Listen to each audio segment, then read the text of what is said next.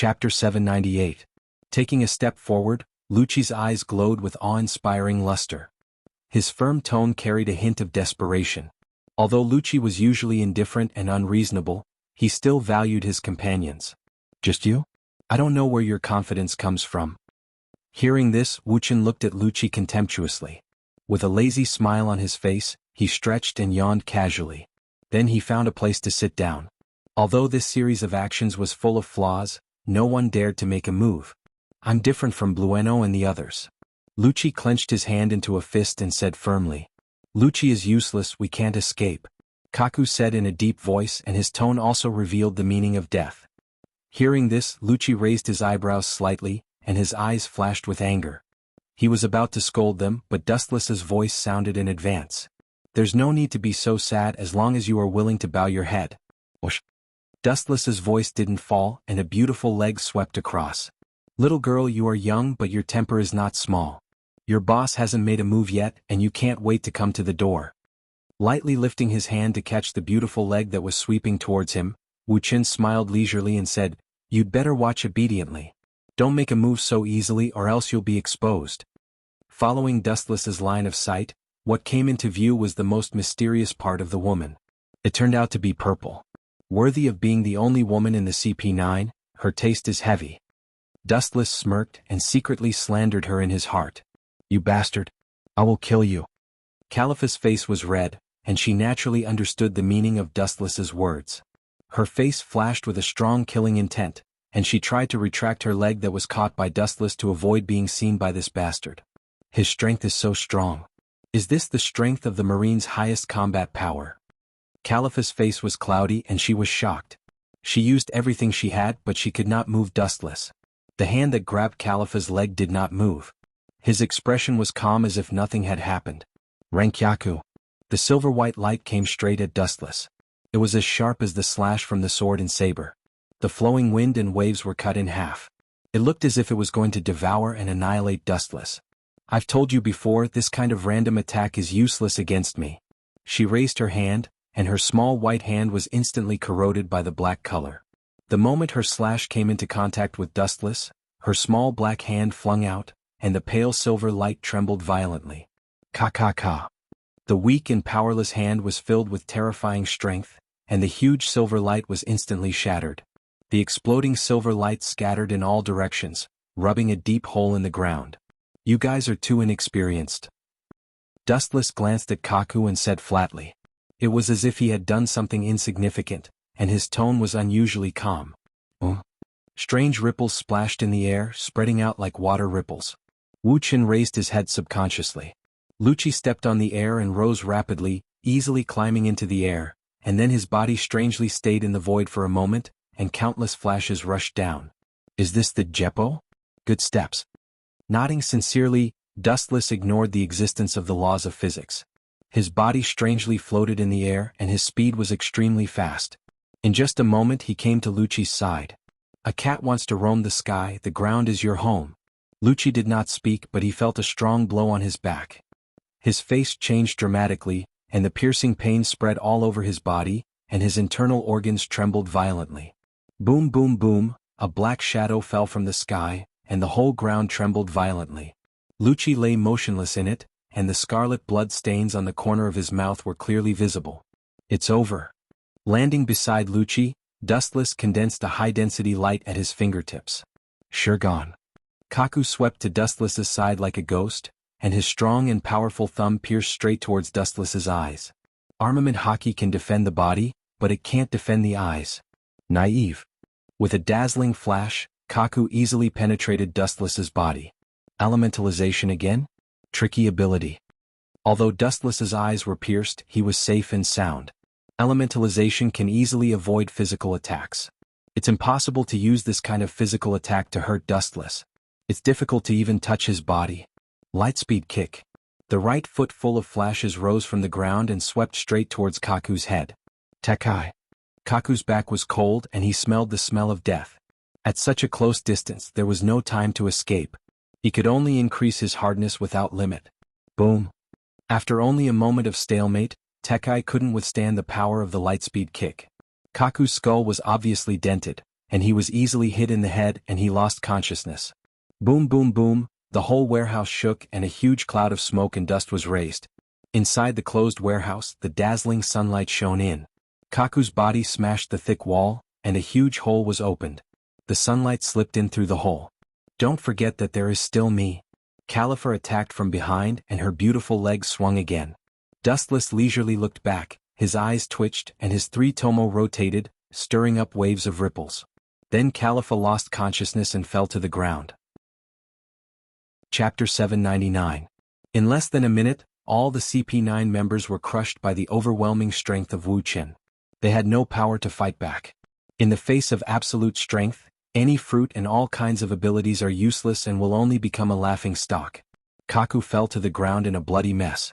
He was covered in blood and wounds all over his body. His breathing had stopped and his heart and pulse had stopped beating. This meant that he had fallen. Bastard, why does justice have to lose to people like you who commit crimes? Lucci gritted his teeth and roared unwillingly. He lost his usual calmness. Almost all of his companions were killed. The blow to him was no less than 5 thunders. Although he was cold and ruthless, he cherished these companions who fought with him in the past. As the saying goes, justice is cheap and worthless.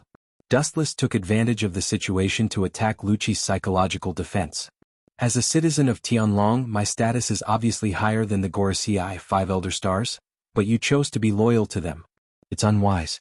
If you are willing to give up the darkness, I don't mind letting you go, but it's too late. Dustless said softly. Farewell. Rob Lucci. A dazzling flash condensed on the tip of his foot. Lucci, who was seriously injured, couldn't avoid it. He could only watch the flash of destruction engulf and annihilate him. Boom. Oh. Boom. The super-large fireball rose into the air, and the hot temperature melted the steel building. The large warehouse suddenly disappeared, and the ground was scorched black. The surrounding buildings were turned into ashes, and the scorching sun shot down from the sky. Oh. Oh. Boom. The dense roar of artillery shells covered the vibration caused by Dustless. Staring at the giant flame mushroom in the distance, the Marine Vice Admirals who launched the Demon Slayer order thought that it hit the warehouse where the artillery shells were stored. Looking around, the fire in Eni's lobby was monstrous. The whole island was burning with monstrous flames. It was dead silent, like a purgatory on Earth. Charred corpses could be seen everywhere. The boundless fire destroyed the entire island. As for her, she's a good witness. Staring at the unconscious Califa, Dustless rolled his eyes and used Kamui to temporarily suck her into another dimension. With Dustless's one-sided words, it is impossible to cover the coffin. If Califa can testify from the side and push all the blame to the Straw Hat Pirates, the Straw Hat Pirates will succeed. Ka. A white figure emerged from the scorched ground, revealing a brand new layer of soil. Lord Dustless, I've brought it. White Zetsu handed the photo in his hand to Dustless. It was the moment when the Straw Hats suppressed the CP9. Robin secretly took the photo and gave it to White Zetsu. Dustless nodded and spread out his perception. The changes in Eni's lobby were clearly visible to him. Not even the slightest movement could escape his eyes. The entire Eni's lobby was dead silent, there was nothing except for the monstrous fire. 5 days later, the Marine headquarters was filled with Marlin. Bang! The desk piled with thick documents suddenly trembled, and immediately there was an angry shout. A bunch of idiots, Pluton's blueprint is gone and even that Rob Lucci was killed. Isn't he the strongest killing weapon of the CP9? In the end, they didn't even figure out who the enemy was. Sengoku was so depressed that he vomited blood. It doesn't matter if he is killed. There is always someone stronger. This is also a helpless thing. But the most unacceptable thing is that almost all the members were killed, and they didn't even know who the enemy was. We don't have to worry about this. The Gorosei will send someone to investigate, it's only a matter of time before they find out. Akiji comforted Sengoku, indicating that there is no need to worry. It's not necessary, I know who did it. An unexpected voice broke the oppressive atmosphere, causing everyone to be startled and look towards the source of the voice in unison. Everyone's eyes were focused on Dustless. You know? Sengoku asked expectantly. Who did it? That Rob Lucci isn't weak. Akiji was deeply curious. He had seen Rob Lucci before and knew how strong he was. Dustless smiled and immediately said, the Straw Hat Pirates did it. As Dustless's voice fell, the scene was dead silent. Everyone was dumbfounded. The captain of the Straw Hat Pirates, Straw Hat Luffy, is only at the level of 100 million berries. It's absolutely impossible for him to kill Rob Lucci. Impossible. The Straw Hat Pirates are not Lucci's opponents. I have fought with them before. Akiji frowned and was the first to stand up and question Dustless. Kizaru and Akainu were the same, and even Sengoku was skeptical. After the Enies lobby was destroyed by the Demon Slayer Order, I went to the island and met the only survivor, Khalifa of the CP9. I rescued her from the fire and found these photos on her body. After that, Dustless took out the photos that Robin secretly took. It recorded the moment when the Straw Hat Pirates crushed the CP9. Especially when the Straw Hat Pirates fought against Lucci. Everyone frowned when they saw the Straw Hat Pirates fighting against Lucci. Khalifa woke up yesterday, you can ask her. As for Pluton's blueprint, it was burned by Frankie. Dustless said without blushing. He put all the blame on the Straw Hat Pirates and Frankie. Chapter 800. With all the evidence, there is no doubt that the people who destroyed Enies lobby are the Straw Hat Pirates. Sengoku's eyes were gloomy, the veins on his forehead were clearly visible, his hands were trembling slightly, and the cracks in the middle of the photo were clearly visible. In the unseen world, Dustless seemed to have heard the sound of crows cawing. The destruction of Enies lobby isn't a trivial matter. Someone must stand up and take full responsibility. Kizaru leisurely crossed his legs and said while blowing smoke. If it wasn't for that idiot Spandam, none of this would have happened. Akainu's hoarse voice was full of anger. Dustless was expressionless and chose to be silent. The people who knew that he got the Pluton design except for the Straw Hat Pirates who were about to take the blame were all killed. Naturally he could rest easy. It seems that there will be a good show to watch. The corner of his eyes quietly looked at Akiji. Akainu attacked him with innuendo. If Akiji didn't give the golden Den Den Mushi to Spandam, none of this would have happened, and Akiji would be the one to bear the brunt of the responsibility. The contradiction between Akiji and Akainu was also clear in the marine, and everyone knew it. I'm afraid the one with the most advantage is this old guy. Only Kizaru is sitting on the fishing platform. This old guy is playing beautifully. Taking a step back in order to advance is also a means of self-protection. Wu Chen's gaze turned and fell on Borsellino. Spandam. Forget it, he has already passed away, there is no need to put the blame on him. Sengoku waved his hand and a haze flashed in his eyes. He immediately stared at the silent Garp, and after a moment of hesitation, the hesitation in his eyes finally turned into determination. The one who destroyed the CP9 is the Straw Hat Pirates, and all the blame will be borne by them. Sengoku finally chose to put all the blame on the Straw Hat Pirates and said righteously, if they didn't break into Enies lobby at all costs, none of this would have happened. The main culprit is the Straw Hat Pirates. Of course that idiot Spandam can't stay out of it. Raise the bounty of the Straw Hat Pirates. Captain Straw Hat Luffy's bounty has been raised from 100 million to 300 million berries. As for the other crew members, they have also been increased. Sengoku's voice was heavy. How long has it been since the last Alabasta? Luffy's strength was enough to defeat Rob Lucci, so Sengoku was worried. Wait, this isn't over yet. A hoarse voice spread out, his tone filled with dissatisfaction. Sakazuki, what do you think is wrong? Sengoku asked with a blank face. Kazan can't escape responsibility for this. If he hadn't given the golden Den Den Mushi to that idiot Spandam, none of this would have happened. This is a dereliction of duty. Akainu said generously. As an iron-blooded marine general, he can't rub sand in his eyes. Meritorious deeds will be rewarded, and mistakes will be punished. This has never changed since ancient times. Why is Akiji so special? Absolutely not. This guy even thought about the blame. Looking at Akainu speechlessly, Dustless could only shake his head. Akainu and Akiji really can't cooperate together. The two of them have completely opposite personalities. Akainu is known for being iron-blooded and cold. In order to achieve his goal, he will sacrifice anyone at will. Akiji's personality was relatively lazy, and he would stop when it was necessary. Therefore, the two of them are destined to be incompatible. This contradiction has been accumulating for more than 10 years, and once it breaks out, it will be irreversible. Kazan didn't do anything wrong. Nico, Robin and Frankie are both in Enies lobby. It's right to take precautions in advance. Sengoku argued for Akiji. It's all that idiot Spandam's fault. If he hadn't rashly launched the Demon Slayer Order, none of this would have happened. Taking a deep breath, Sengoku stabilized his anxious heart. All in all, this matter will be pushed to the Straw Hat Pirates, and all the blame will be borne by them. But, Akainu's face froze. Listening to Sengoku's tone, it was obvious that he was determined to protect Akiji. "No buts, this matter ends here, don't mention it again in the future." Sengoku's tone this time was full of warning. Obviously, this Envoy Island incident was going to end in a hasty manner. Everything will be pushed to Straw Hat Luffy. Anyway, they were the ones who killed the CP9, and Califa was the witness. Idiot! Glancing at Akainu with pity, Dustless had a little more sympathy for this guy.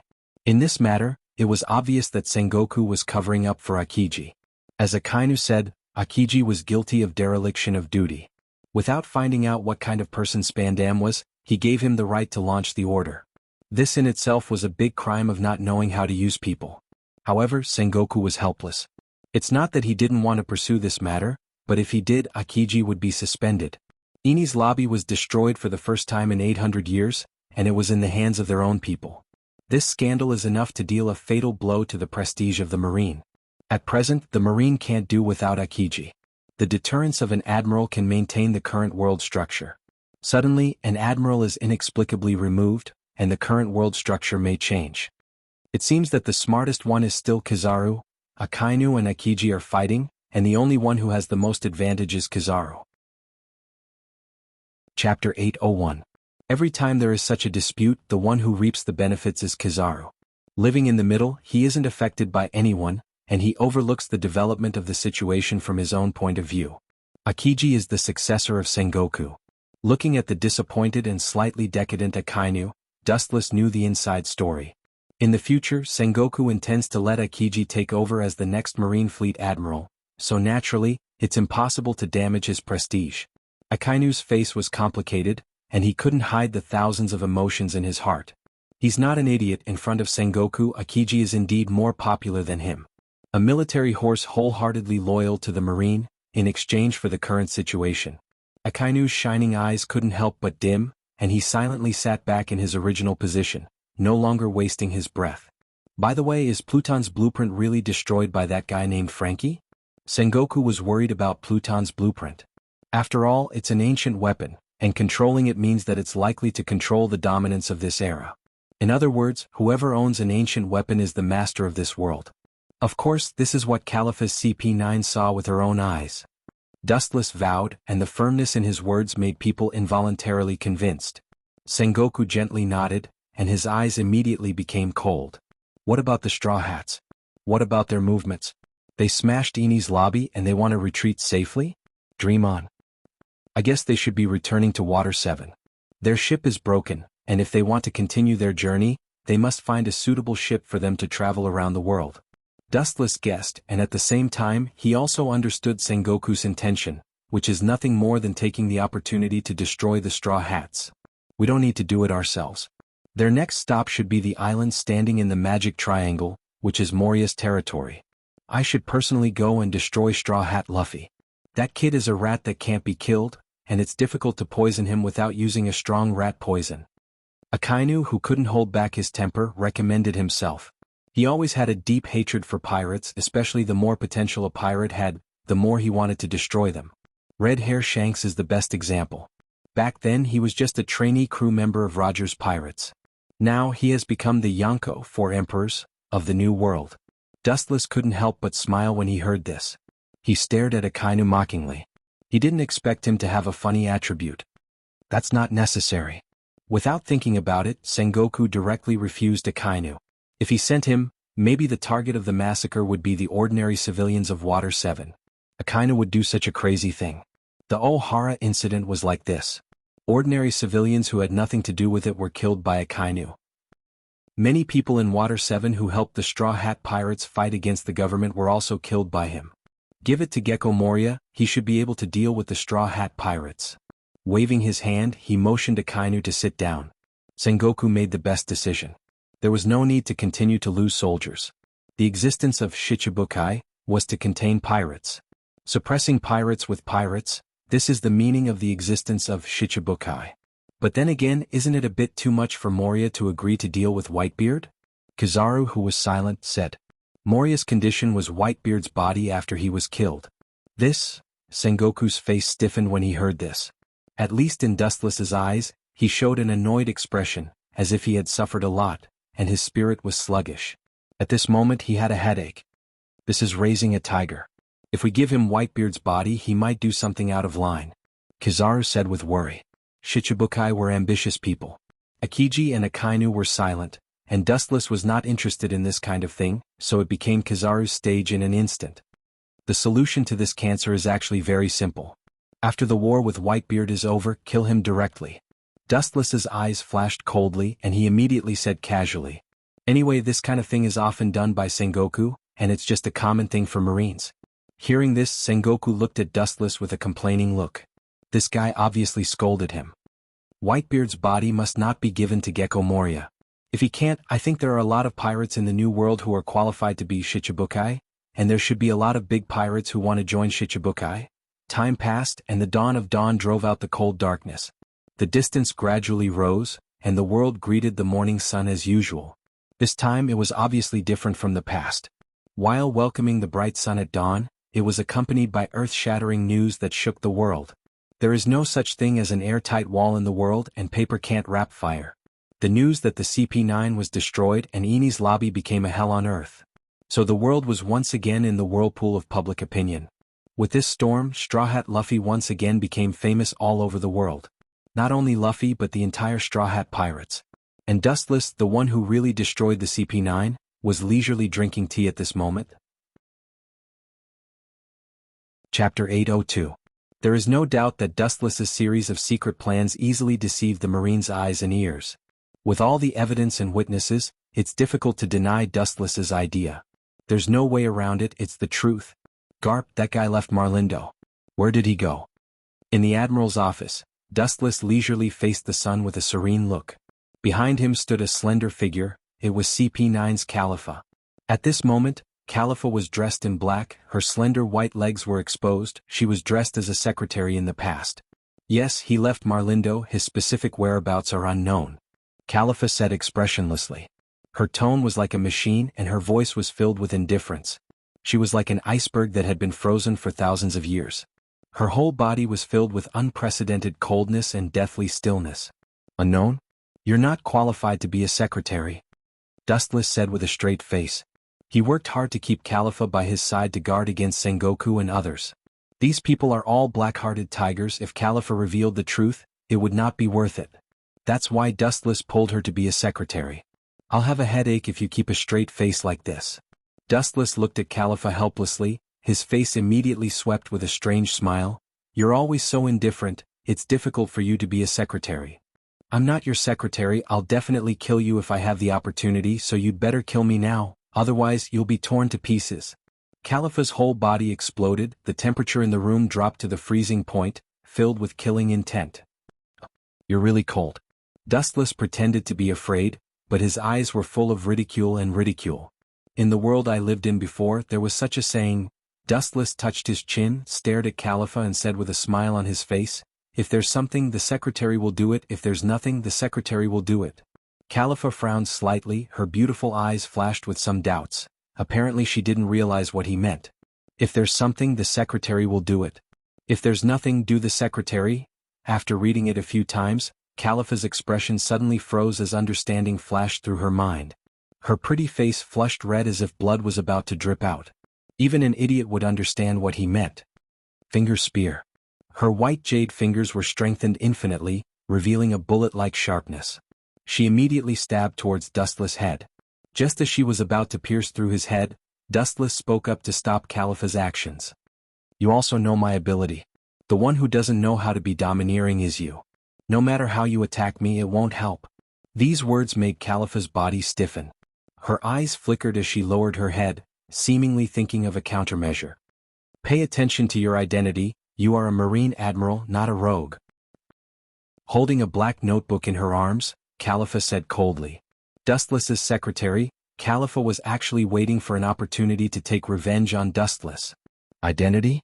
Since you know that I am a Marine Admiral, don't do something stupid. Don't forget, while I am a Marine Admiral, I also have another identity." Taking a deep look at Califa, Dustless said meaningfully. He deliberately pulled off his coat, revealing a unique outfit with gold rims. Looking closely, the unique logo was clearly visible. Seeing this, Califa's face was pale with fear. In addition to being a Marine Admiral, Dustless is also a celestial dragon with absolute authority. As you said, I am a marine admiral. But you must also understand the character of a celestial dragon. Even if I do something worse to you, it will be reasonable in everyone's eyes, hee. At the end, Dustless deliberately showed a wretched smile, scaring Califa so much that her face turned pale. She was as weak as a willow branch, she could only let Dustless beat her. Little girl, if I don't teach you a lesson you won't know who I am. Seeing Califa's timid face, Dustless smirked in his heart. Now you should tell me where that old man Garp went. My body is itchy and there is a fire in my stomach. If I don't get it out, I may explode and die. It's a headache, I'm struggling to find something to vent. His unscrupulous eyes stared at Califa, the meaning is self-evident. If Califa is perfunctory like before, he will directly punish her. In other words, he will force himself on her. He went to impel down, his purpose should be to see Fire Fist Ace. Califa quickly arrived, her eyes were filled with fear. She has a deep understanding of the nature of a celestial dragon. Celestial dragons are both the creator of this world and the destroyer. No one can defy their authority. Those who provoke a celestial dragon will die. However, Califa is not afraid of death.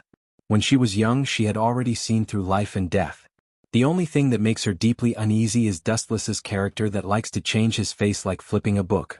Just now he was still indifferent, not sad, not happy, but now this wretched and brutal appearance completely shows the indifference of a celestial dragon. To some extent, this is the truest portrayal of the celestial dragons.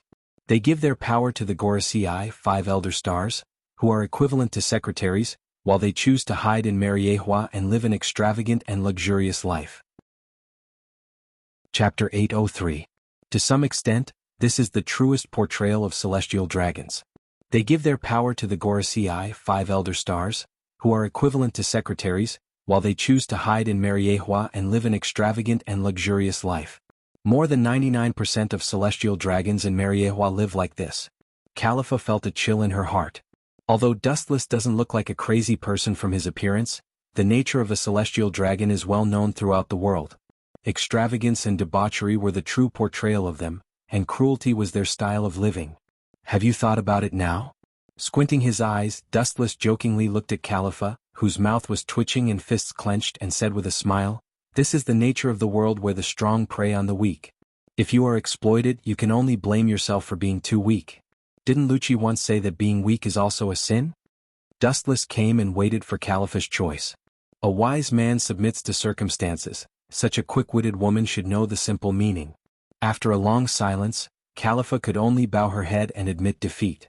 She immediately opened the black notepad in her hand. "Mr. Garp seems to have gone to impel down. I didn't know that you respected Garp." Hearing the word Mr. in Califa's tone, Dustless was quite surprised. Impel down? A few days ago, Fire Fist Ace was safely locked up in Impel Down. If I'm not mistaken, Garp went to see Ace. After all, they haven't seen each other for many years. It's normal to talk about the old days. Califa explained. She didn't know the relationship between Fire Fist Ace and Dustless, but these days as secretary she came into contact with a lot of secrets that she didn't know in the past. Is it really that simple? Frowning slightly, Dustless's eyes were filled with doubts. It's not that he doubts Garp. It's normal to look at his grandson who was imprisoned, but Dustless always felt that there was a different meaning. Everyone knows that Garp values feelings. You doubt Mr. Garp? He is the hero of the Marine. Califa said with dissatisfaction, with some worship in her eyes. Dustless glanced at Califa and sighed. Garp was indeed loyal to the Marine, but if he had to choose between his family and the Marine, it was still unknown which side Garp would choose. Rewinding his thoughts, Dustless still clearly remembered that during the War of the Roofs in the future, Garp had deliberately gone easy on him. In the end he was sent flying by Manchi D, Luffy's punch. It wasn't that Luffy was stronger than Garp, but he did it on purpose. Garp didn't want to see Ace executed, so he let Luffy go. Otherwise, with Luffy's performance during the war, even 10 Luffys combined wouldn't be Garp's match. 2 days later there were a lot of Marlin. Rumble rumble. Dustless, who was resting with his eyes closed, suddenly opened his eyes and looked at the Den Den Mushi on the table. His face was filled with doubt. The purple Den Den Mushi was frightened. What's the matter? Dustless put the Den Den Mushi to his mouth and asked indifferently. Boom boom boom. On the other side of the Den Den Mushi, there was a roar, accompanied by sharp screams and vibrations. It should be a type of artillery bombardment, and he could clearly hear the sounds of battle. "Virgo. What's the matter?" Virgo, one of Doflamingo's men, used the Den Den Mushi to communicate with Dustless. At this moment, his voice was anxious and a little flustered. "A large number of pirates are attacking the G5 base, and we can't hold it anymore." His heavy and hoarse voice was filled with unprecedented caution, and it gave people the feeling that he was already half a step into hell. A large number of pirates? Hearing this, Dustless's eyes flashed with suspicion. Virgo's strength is extraordinary. He can use Busashoku Haki all over his body. His strength is amazing. Although he is only a Marine Vice Admiral, his real strength is far beyond an ordinary Vice Admiral. Which pirate group dares to openly attack a Marine base? Their courage is not small. Dustless asked coldly. "This?" Virgo's face flashed with embarrassment and immediately said helplessly, "I don't know the specifics. These people don't seem to be from the same pirate group, but their strength is extremely amazing. I'll be right there." After that, Dustless turned off the Den Den Mushi. After tidying up his clothes, when he was about to reinforce the G5 base, several Den Den Mushi on the table rang again. Not only Dustless but also in the offices of Akiji, Kizaru, and Akainu. All the Den Den Mushi rang, and the content was strangely surprisingly the same. They were all under attack by powerful pirates and couldn't wait to ask for help. All the marine bases in the New World were under deadly attack almost at the same time. The entire marine headquarters was jumping up and down, and high-level combat power was constantly dispatched. Even Garp, who went out to visit the prison, was called back by Sengoku.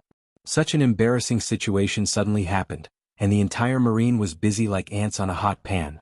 Although Sengoku made preparations for the first time, there were still many marine bases being occupied and destroyed. The pirates of the world suddenly united together, and this time they went out unexpectedly, and their purpose was very simple. At the same time, they attacked the marine headquarters. Chapter 804. Pirates all over the world attacked the marine base at the same time. There is no doubt that there must be an invisible hand behind them. In the airtight conference room, the stars gathered, the smoke was swirling, the choking smoke gathered, and the air into the lungs was full of tobacco smell, which was nauseating. Even so, everyone remained calm and focused, not daring to make the slightest action that would overstep their status. The only one in the world who can mobilize so many pirates is the Yonko, 4 emperors. Sengoku on the main seat was solemn. The Yonko, 4 emperors, all had powerful strength comparable to the marine headquarters, especially the head of the Yonko, 4 emperors, Whitebeard. Their strength and the size of their pirate group are top. Most of the islands have been captured. We are completely in a passive situation.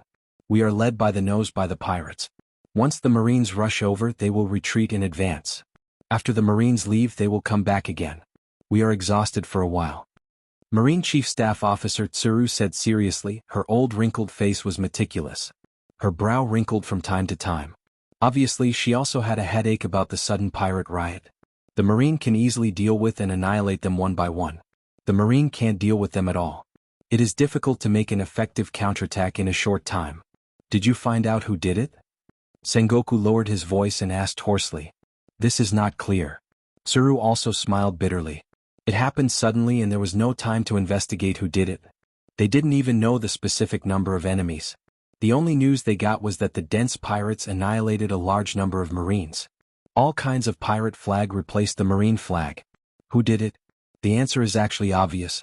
The only person in the world who can use so many pirates is that man. He is the king of the sea. With wisdom in his eyes, Dustless whispered, there is no doubt that this riot is definitely the ghost of the Yonko, 4 emperors. Big Mom and 100 Beast Kaido, including Red Hair Shanks, it's impossible. Only Whitebeard who recently became enemies. The words made everyone frown. Kizaru said lazily, we didn't become enemies with Whitebeard. The people who caught Fire Fist Ace, the high-level Marine and Shichibukai know that when Kazan and I escorted Fire Fist Ace, we were not attacked by Whitebeard's pirates. There was no attack, which means that Whitebeard didn't know about it. Otherwise, according to Whitebeard's character, he would save Fire Fist Ace at all costs. Dustless's eyes looked at Kizaru with playful eyes. You should still have an impression of Blackbeard. When he joined the Shichibukai, he was responsible for sneak attacking Whitebeard himself. I think you haven't forgotten his miserable appearance when he was suppressed. But in the end he escaped, which has explained everything. At this point, everyone looked stiff, including Kizaru, who was speechless and stunned. He already understood what Dustless was going to say next. When I caught Fire Fist, Blackbeard happened to be there. It is estimated that when Blackbeard attacked Whitebeard, he was not his opponent and was caught by Whitebeard. As a result, in order to save his life, he revealed the news of Fire Fist to Whitebeard. Otherwise, with Blackbeard's strength, do you think he could escape from Whitebeard? After he finished speaking, Wu Qin sat down calmly. Regardless of everyone's gaze, he closed his eyes and rested as if everything that had been said before had nothing to do with him. The tip of his thumb tapped on his knee rhythmically. He seemed to enjoy it and ignored everyone's existence. The scene was silent for a moment and everyone looked at Dustless.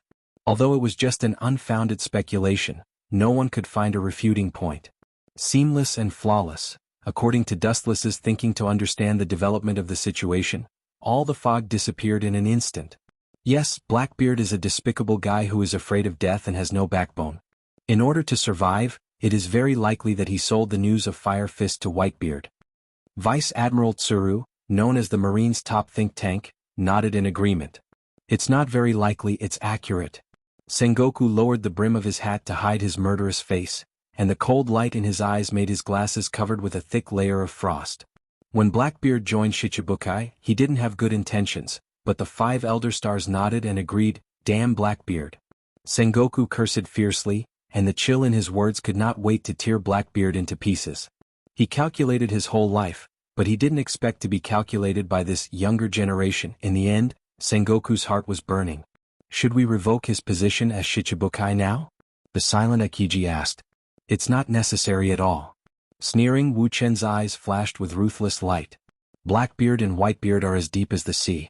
We can temporarily use him to deal with Whitebeard. Give him a taste of his own medicine. That kid will definitely agree. Are you sure? Sengoku asked suspiciously. Blackbeard is as cunning as a mouse. It is impossible for him to be so easily fooled. It's not certain, it's inevitable, no one can stop it, they are destined to be enemies. Hearing this, Dustless was very sure, Blackbeard's desire for Tremor fruit, Gura Gura no Mi, he knew better than anyone else. For Tremor fruit, Gura no Mi, Blackbeard will definitely take risks to deal with Whitebeard. Chapter 805. Recently, Blackbeard has been hunting pirates all over the world all day long, and the Marine headquarters has turned a blind eye to this. His behavior can be regarded as promoting world peace, and the Marine is happy to do so.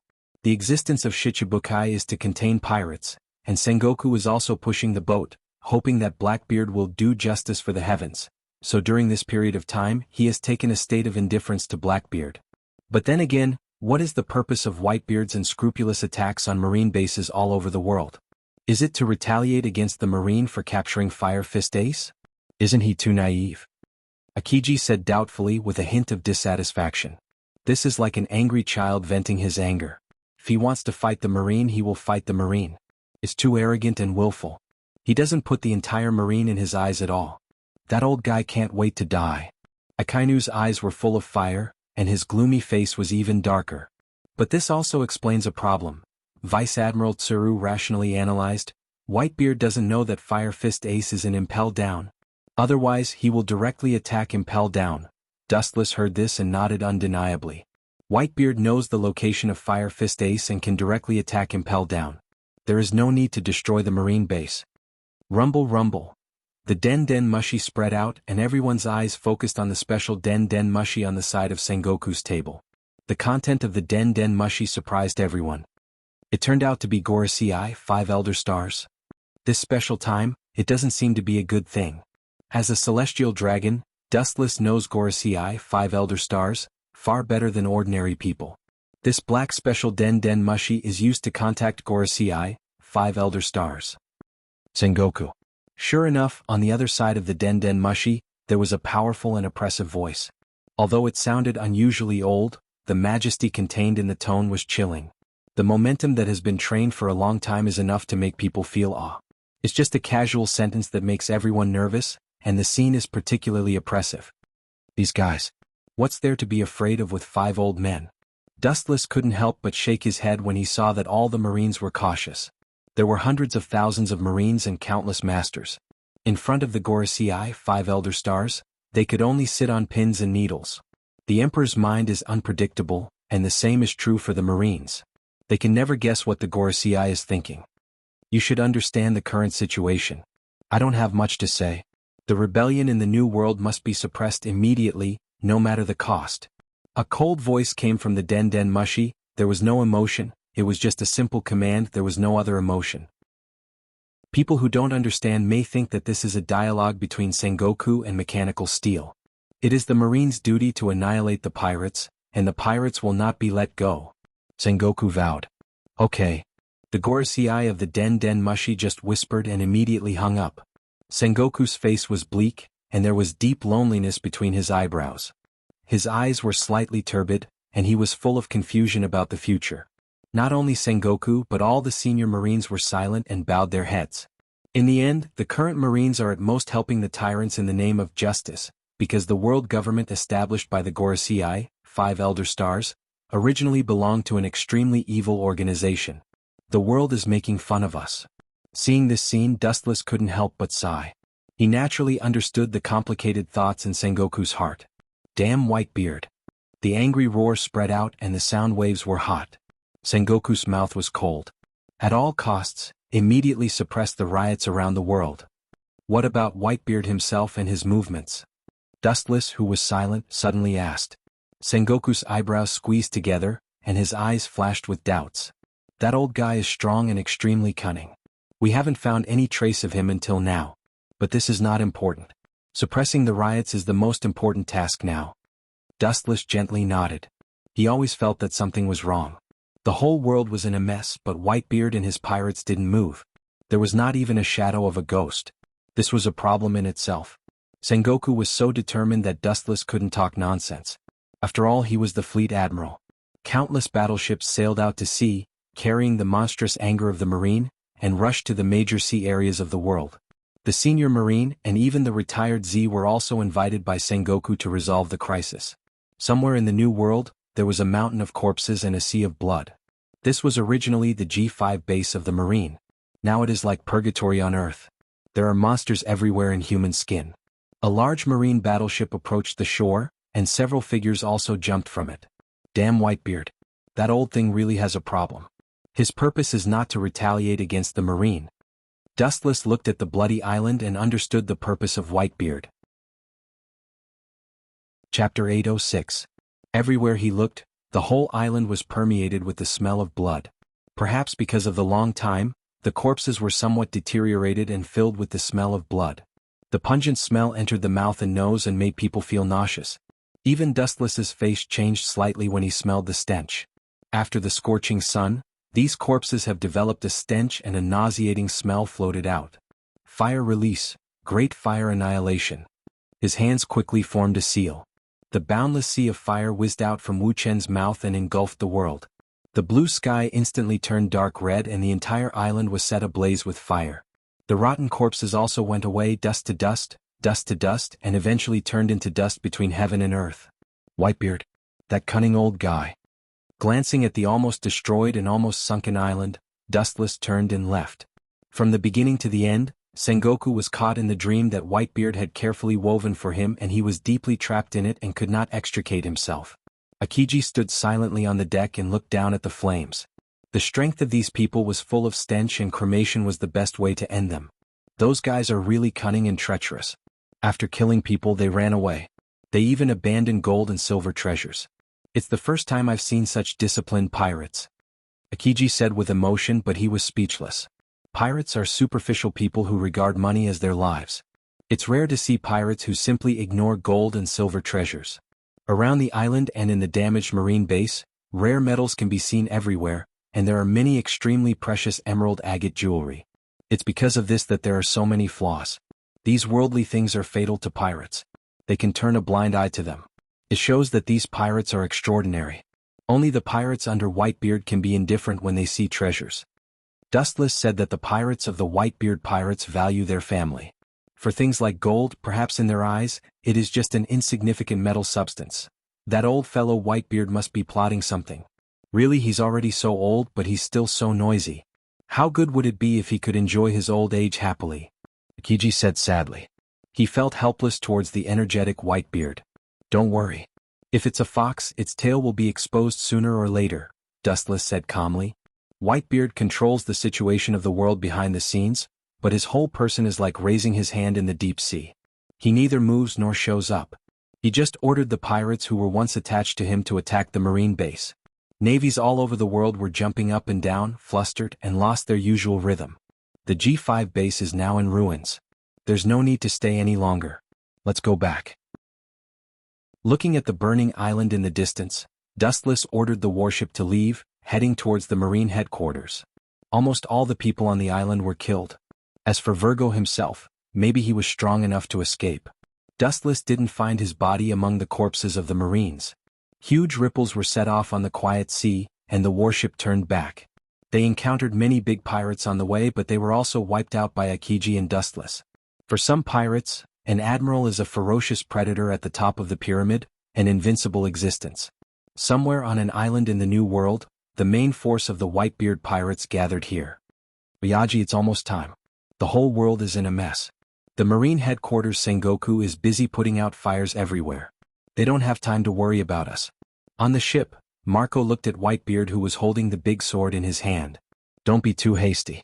There's enough time. Take it slow. Whitebeard stared at the void in the distance. About hundreds of meters away there was lightning and thunder, everything was dead and everything was dead. His mood was the same at the moment. He was full of confusion and hesitation about the future. Whether it is forcibly tearing the dark clouds in the sky, bathing in the fresh air and sunshine, or accompanied by the lightning in the sky, turning into dust and completely stepping into hell, Whitebeard doesn't know. What about Akagami boy? The next step of the plan depends on his progress. Turning his head, Whitebeard's old voice was full of caution. Just a few days ago, Whitebeard and Akagami Shanks met secretly. The two secretly formed an alliance and discussed some plans against the Marines. Now the rioting pirates all over the world are indeed instigated by Whitebeard, but Akagami Shanks has been hiding in the dark, quietly waiting for the opportunity to attack. Akagami is still preparing. After all, the opponents are two Marine admirals. They can't be underestimated. Marco defended Akagami Shanks when he thought of the enemy that the Akagami pirates were about to face. Whitebeard lowered his head to think and immediately nodded seriously. The highest battle power of the Marine headquarters, each one of them is one of the strongest in the New World. Recalling the precise and detailed plan, Whitebeard's tightened heart also calmed down and restored the tranquility of the past. Once all the high-end battle powers of the Marine headquarters are contained, it will be time for the Whitebeard pirates to move out. Like a sharp knife, he will stab the throat of the Marines and give them a fatal blow. Chapter 807. Time passed and it was getting closer to dusk. The gorgeous crimson sunset was sprinkling on the sea surface. Long-distance travel is bound to consume a lot of energy and physical strength, so ordinary Marine soldiers need to go to the land often, otherwise they can't stand it. The breeze was getting cold and the sky was getting dark. Looking up, the night turned into a deep black sky. After a day of intense high-density sailing, Dustless was a little hungry. His stomach was growling. He followed the soldiers down the island and caught a few sea kings for dinner. The bonfire spread, and after an hour the captured sea kings were roasted.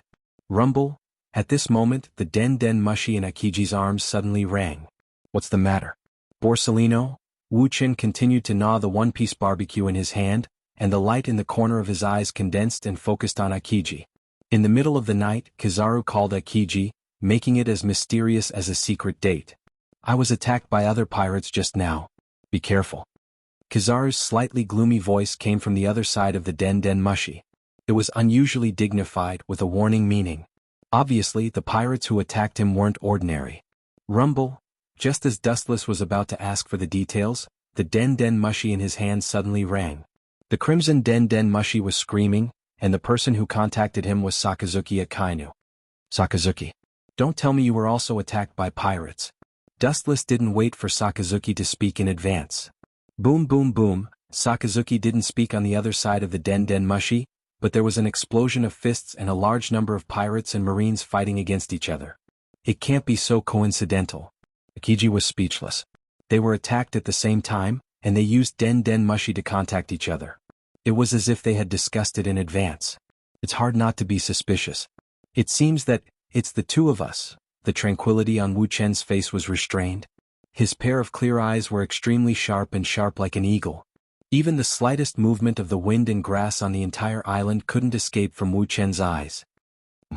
Dustless thought that everything was normal, but a huge ripple suddenly appeared on the surface of the sea. Even though it was cleverly hidden under the dark night sky, it still couldn't escape Dustless's eyes. Not only him but also Akiji as well as many other Marines saw it clearly. I can't wait any longer. It's finally my turn. To be honest, I'm looking forward to it. He dares to attack two admirals at the same time. I'm really curious about the level of the opponent. Akiji's eyes were shining, and his tone was filled with anticipation. I'm curious as well. Wu Chen also nodded with Akiji and immediately looked cold, revealing a strong killing intent. But I am more concerned about what kind of death squad Whitebeard, who has always regarded pirates as his own, will send to die. Whitebeard's sentimental and righteous nature was well known throughout the world. At the very least, he should be the captain of some division. Akiji guessed after hearing this. No matter how many small fries there were, it would not change the essence. If they wanted to compete with the admiral, only captains could do it. Of course, it's only a competition. Compared with the captains of the Whitebeard pirates, the admiral is still slightly better. Something's wrong. Are my eyes dazzling? Our ship seems to be sinking. Bastard, someone must have cut through our ship at the bottom of the water. My eyes are dazzling. Most of the ship has sunk. I hope it's just a dazzling sight, idiot. The ripples on the surface of the water were getting bigger and bigger, and the battleship continued to sink. In just a few minutes, the whole ship disappeared. Not only that, all marine battleships were in the same situation. Looks like he's trying to seal off our escape route. Could it be that Whitebeard, that crazy man, wants to kill us directly? His observation haki spread quietly, and Akiji paid attention to the situation of the surrounding sea to prevent the Whitebeard pirates from attacking. On the other hand, he said to Dustless in a serious tone.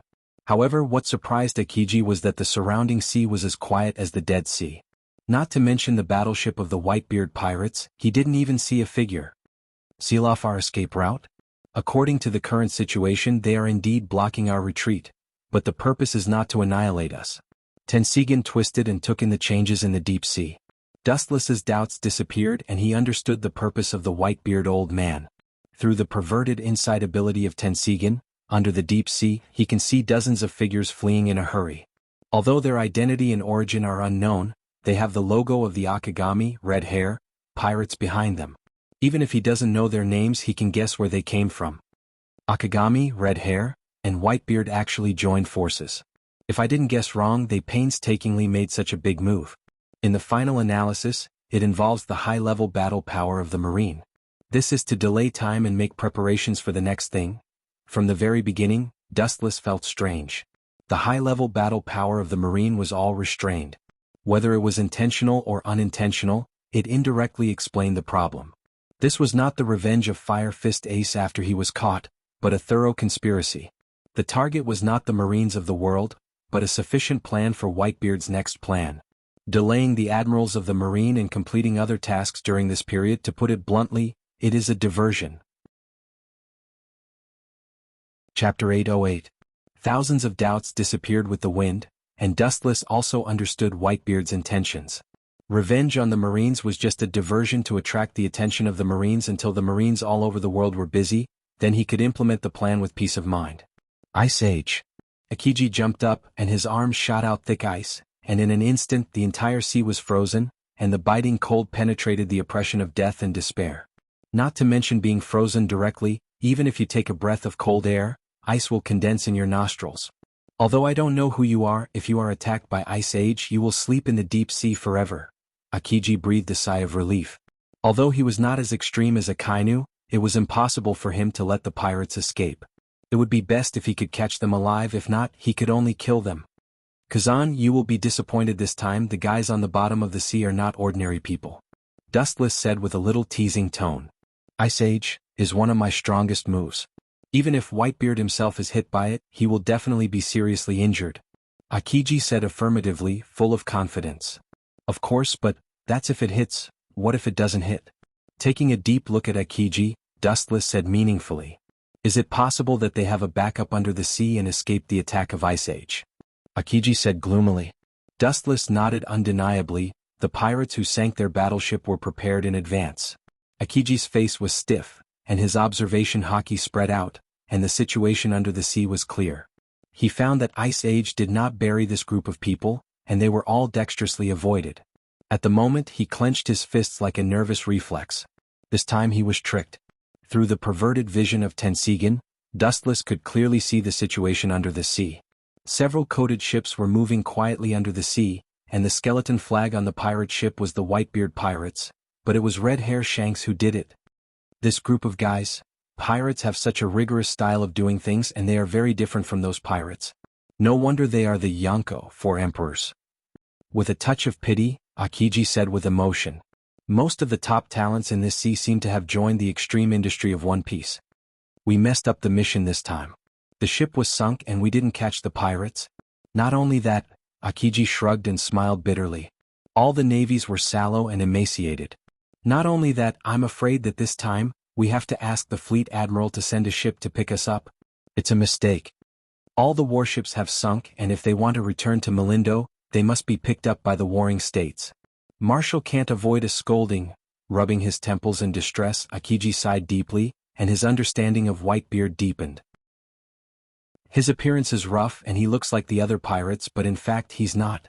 That old guy's wisdom is probably unmatched in the whole world. Even the two of us found his way. Akiji's tone was sad, and he felt a headache for an enemy like Whitebeard. His strength is strong, but his IQ is also one of the top existences in 10,000. This time the entire Marine headquarters was played by him. Despite this, countless islands were destroyed, and the Marine's face was swept because of Whitebeard. You're right. That old guy's plan is flawless. Strength and wisdom coexist. He can be called a perfect existence. He can be on par with Roger and Golden Lion Shiki. He is known as the legendary 3 pirates. In this era, Whitebeard has the title of Yonko, 4 emperors. He is an impeccable existence in all aspects. The thread of discussion suddenly turned, and Dustless's eyes were filled with killing intent. This time that old guy was wrong. But they have already won and sunk our ship. Even if Akiji was unwilling, he had to admit the reality of failure. Winning doesn't mean it's over. Sooner or later you will pay for it. His observation haki spread out, and after locking the pirates under the deep sea, Dustless sneered, and his hand was like a black hole that attracted countless high-density photons. He said in his heart, Yasukani no Magatama. Shoo shoo shoo, thousands of flashes of light roared down, destroying the sea that Akiji had frozen before, and the momentum of the light bullets in the sky was unstoppable as they swept towards the depths of the sea. Bang bang bang. Through the perception of observation haki, he could perceive that several people were killed, their bodies were pierced, and a lot of blood flowed out. It's a pity after all, it's the bottom of the sea and there is resistance. Their ship is coated with film and has an advantage. Our marine is not a sea king. Akiji said regretfully. If it was on the ground, the group of pirates on the bottom of the sea would be instantly killed. Don't forget where you are. As long as you kill a few people, don't forget the creatures that dominate the sea, they will clean it up for us. Dustless smiled mysteriously, giving people a feeling of gloominess.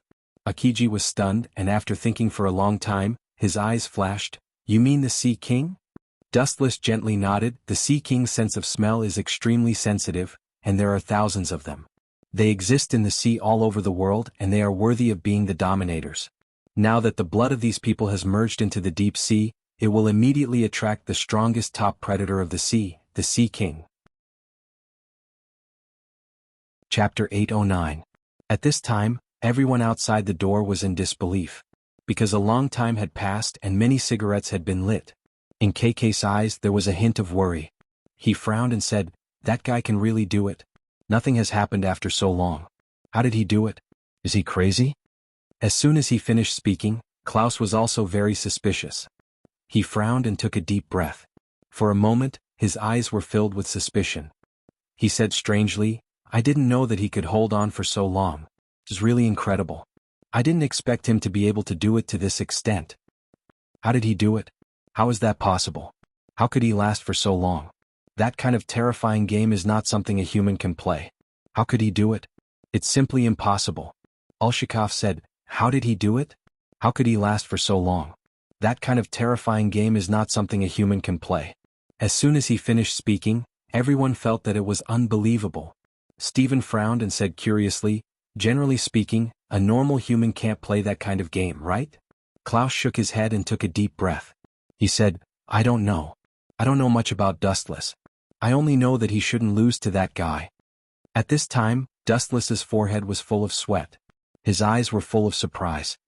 He looked at the old guy in front of him and couldn't help but feel a little nervous. He gritted his teeth and said, "You're really strong, old guy? It's been a full 9 hours now." After hearing his words, Tun Alar Eluga Fulgaruxiu ignored his disrespectful tone and revealed a faint smile. He immediately said with a smile, "You're not bad yourself. You're also a very powerful guy. I didn't expect you to be able to fight me to this extent." At this time, even if Dustless unsealed 1/3 of his strength, it would still be difficult for him to withstand the terrifying power of space in the chess game that was constantly getting more and more powerful. He couldn't help but frown. Even if he could read the thoughts of the old guy in front of him, he couldn't keep up. However, he knew that he must keep up or else he might be killed. With this thought in mind, he began to chat even more seriously. At this time, his mind was constantly filled with a lot of knowledge. He gritted his teeth and continued to play chess. The chess game between the two was getting faster and faster, and the flow of space was getting faster and faster. At this moment he was sweating profusely. He knew that the time was almost up, but he also knew that this was the most difficult part because the formula was getting more and more dense and difficult to defend. He knew that if he couldn't hold on, he would definitely die. He must hold on to this wave of attack. He thought in his mind. More and more sweat on his nose. Although he was in half-immortal state, he couldn't stop the sweat from dripping. A hint of nervousness appeared in his eyes as he gritted his teeth and said, "You are indeed very powerful." Tun Alar Eluga Fulgaruxiu was just playing chess indifferently. There was no trace of pity in his eyes. To him, playing chess was the greatest pleasure, regardless of whether the opponent was a human, a magical beast, or something else. At this moment, the two of them were playing chess with all their might. After an unknown period of time, Wu Qin directly knelt on the ground and coughed out a large mouthful of blood. It was the first time he had encountered something like vomiting blood while playing chess. Tun Alar Fulgaruxiu said with a faint smile on his face, "I didn't expect to reach this point. Let me tell you another good news. Just now, Alshikov wanted to kill you." Just as he finished speaking, Wu Qin's eyes immediately revealed some helplessness. He bitterly smiled and sighed. He was speechless as he said, "I didn't expect him to actually want to kill us. Forget it. Let's spare his life for the sake of boss." After saying that, he picked up the chess piece again and slammed it on the table. This time the table became bigger again. Tun Alar Eluga Fulgaruxiu's face revealed a deep sense of curiosity. He asked curiously, "Wait, even if that's the case, you still want to save his life? I'm going to win now. If you..." At this moment, Dustless's face showed a smile. He immediately played chess again. Then he said, "Don't treat me like a fool. I already know the rules. No matter how powerful you are, it's only a draw now. You can't win and I won't lose now." When he finished speaking, Tun Alar Eluga Fulgaruxiu suddenly revealed a surprised expression. He nodded and said, "You're really strong. You can go out now. You win. You've won this bet."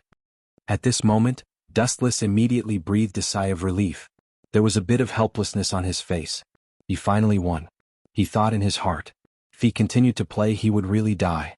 His brain received too much information and calculated too much information. If he continued to gamble, he could only unlock more power, but it was also likely to cause great damage. He was already very grateful that he was still alive. He smiled bitterly and said with a sigh, "Thank you, Your Excellency. His life is saved, right?" As soon as he finished speaking, Tun Alar Fulgaruxiu nodded and said, "His life is saved. You're very outstanding. You're the most outstanding human I've ever seen. Or rather, you're a creature close to a human. The energy in your body doesn't belong to a human. I'm very curious about what you are." As soon as he finished speaking, Dustless's face showed a smile and said, "What am I? Maybe you'll know in the future. I won't tell you now. In the future I'll tell you everything, but you'll have to wait." Tun Alar Eluga Fulgaruxiu suddenly laughed and said, "It's been a long time since I've talked so much with someone from the same dimension as me. It's really surprising. We'll meet again in the end. Let's go." As soon as he finished speaking, Dustless nodded and took a deep breath before leaving. Chapter 8:10. Sea kings have an amazing sense of smell and are extremely sensitive to the smell of blood. As long as the blood drips into the sea, they will instinctively hunt for prey. Under the deep sea, once attacked by a large number of sea kings, even if Whitebeard comes in person, he won't be able to escape. This is completely a hopeless situation. This is their own fault. They didn't go to you but they came to us to die. Akiji smiled. These hateful pirates sank their battleship and they deserved it. Pa. A few minutes later, huge ripples suddenly appeared on the calm water surface, and huge waves hit the shore, and the sound of the water washed the reef on the beach. Under the supervision of the Tensigan, he could clearly see countless black shadows gathering together. No wonder ancient weapons are known as weapons that can end the world. They deserve their reputation. Strange ripples appeared in his pupils. In the depths of the sea, the enormous sea kings that had gathered after smelling the scent of blood were at least 700 to 800 meters in size. There were even colossal creatures that were 3,000 to 4,000 meters in size. Imagine how terrible the consequences would be if one day a person had the ability to control the sea kings of the world. Ka.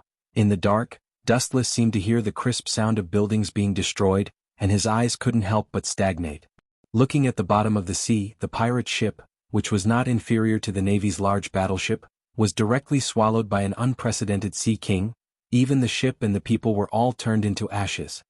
If I knew this would happen, I wouldn't have done it, Akiji said with a blank expression. As an admiral, his observation haki is not at the peak, but it has reached the realm of being able to control it freely, and he can clearly feel the fear of the pirates in the depths of the sea. In the face of 3,000 or 4,000 meters, anyone will feel awe and tremble, especially under the sea. The combat effectiveness of the pirates is greatly reduced, and even less than 100. On the contrary, the Sea King's Combat Index report.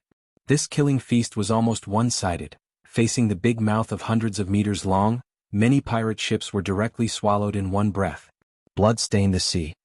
This group of pirates is cunning enough. It's time to ask the fleet admiral for help. With a sigh, Akiji could only bow his head and admit defeat. They couldn't swim back to the headquarters. Although there were no casualties in the fleet, all the battleships were destroyed and all the crew was trapped on this island. They could only ask Sengoku for support. Originally, they were supposed to support other marine bases, but in the end, they needed Sengoku's help. Thinking about it, Akiji felt depressed. As for Dustless, he had already returned to his original spot and was calmly gnawing on the roasted meat. It is estimated that it will not be long before Whitebeard gathers the power of all the pirates to attack Impel Down. Even if the war starts, we will not be able to deal with Whitebeard.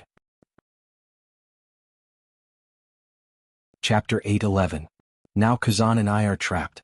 Sakazuki said that he was also attacked by pirates, and Borsellino is no exception. It is estimated that Garp and others are also in the same situation. The Marines' top fighting power has all been restrained. It will not be long before Whitebeard will gather all the power of the pirates to attack Impel Down. Even if the war starts, we will not be able to deal with Whitebeard. Wu Qin analyzed with a look of shrewdness, and the tone he revealed was correct. Sengoku's expression was stiff when he heard this. After a moment of contemplation, his expression changed sharply. His whole body trembled slightly. It was as if someone poured cold water on him. Kiji was the same. Although his expression was not as exaggerated as Sengoku, he also felt that the world in front of him was dark and the future road was dark. If it is really what Dustless guessed, Impel Down will definitely be broken by Whitebeard. This should just be your personal conjecture. Whitebeard shouldn't be that smart, Akiji said with an ugly face. His uncertain tone gave people the feeling that he was deceiving himself. Thinking about it, their strength is terrifying and unprecedented. If their IQ is high, their calculations are unparalleled, and they are interlinked, then the Marines are not far from death. The heavens were too unfair. No, Kazan, you don't know Whitebeard. I know him. He is that kind of cunning man. There is no such thing as the most cunning, only more cunning. On the other side of the Den Mushi, Fleet Admiral Sengoku roared. Obviously, he now realized that something was wrong. Others may not be so smart, but Whitebeard was an exception. This old guy's wisdom was extraordinary. He could roam the sea for decades without being caught. Whether it was the former Roger or the Golden Lion Shiki, they were all wandering around the world. Only Whitebeard was living so comfortably now, jumping out to discuss the Marines. I will now let Garp and Sakazuki go to reinforce Impel Down, Sengoku said. A while ago he gave a military order to the Gorosei 5 Elder Stars, to guarantee the safe execution of Fire Fist Ace. If he is rescued by Whitebeard, the entire Marine will be completely discredited. In the future, it would be difficult for him to raise his head in front of the 5 honored stars. He would inevitably become the laughing stock of the entire world. Marlin's numerous Sengoku immediately cut off their conversation with Dustless and began using the Den Den Mushi to contact Garp, Sakazuki, and Borsellino. I hope we can make it in time. Akiji breathed a sigh of relief. In time? This is just your wishful thinking. It is estimated that when our battleship sank, the Whitebeard pirates began to act. Dustless's words made Akiji break out in a cold sweat. Regardless of what Akiji thought, Dustless continued, moreover, even if we can make it in time, no one can go there to support us. Isn't there still Garp and Sakazuki? I heard that Z-sensei is also on the move. Akiji smiled optimistically. I know, but you haven't considered who their enemy is. Dustless said solemnly. Among these people, Garp is undoubtedly the strongest so far. His strength is enough to rival the Yonko, 4 emperors. Akainu, Borsellino, and Z are all admirals. Red Hair Shanks is joining forces with Whitebeard. Dustless reminded Akiji when he saw that Akiji was slightly confused. If he didn't guess wrong, Red Hair Shanks is responsible for containing Garp and Sakazuki, and of course all his pirates. Although the Red Hair pirates are few in number, they are extremely outstanding. Therefore, the Marines want to reinforce Impel Down, but they are powerless. Now no one can stop them. All the Marines' top battle powers are almost restrained. Those guys are really despicable. Akiji's face couldn't help but dim, and his spirit was very decadent. Rumble. At this moment, Dustless's Den Den Mushi suddenly rang. The Den Den Mushi's expression was furious. Obviously, Marin Sengoku was about to go berserk. Red Hair, that damn kid, I should have destroyed him at all costs. Sengoku's roar resounded throughout the Marine headquarters, and the lazy white clouds in the sky were evaporated by his flames. As Dustless guessed, Garp and Sakazuki as well as Borsellino and Z, were all restrained by Akagami Red Hair, pirates with the help of other pirates from the New World. Dustless expressed his understanding of Sengoku's indignation. He was an insignificant pawn in the past, and now he has grown into a big problem. He must be regretting it. I expected this. Red Hair Shanks and Whitebeard always wear the same pair of pants.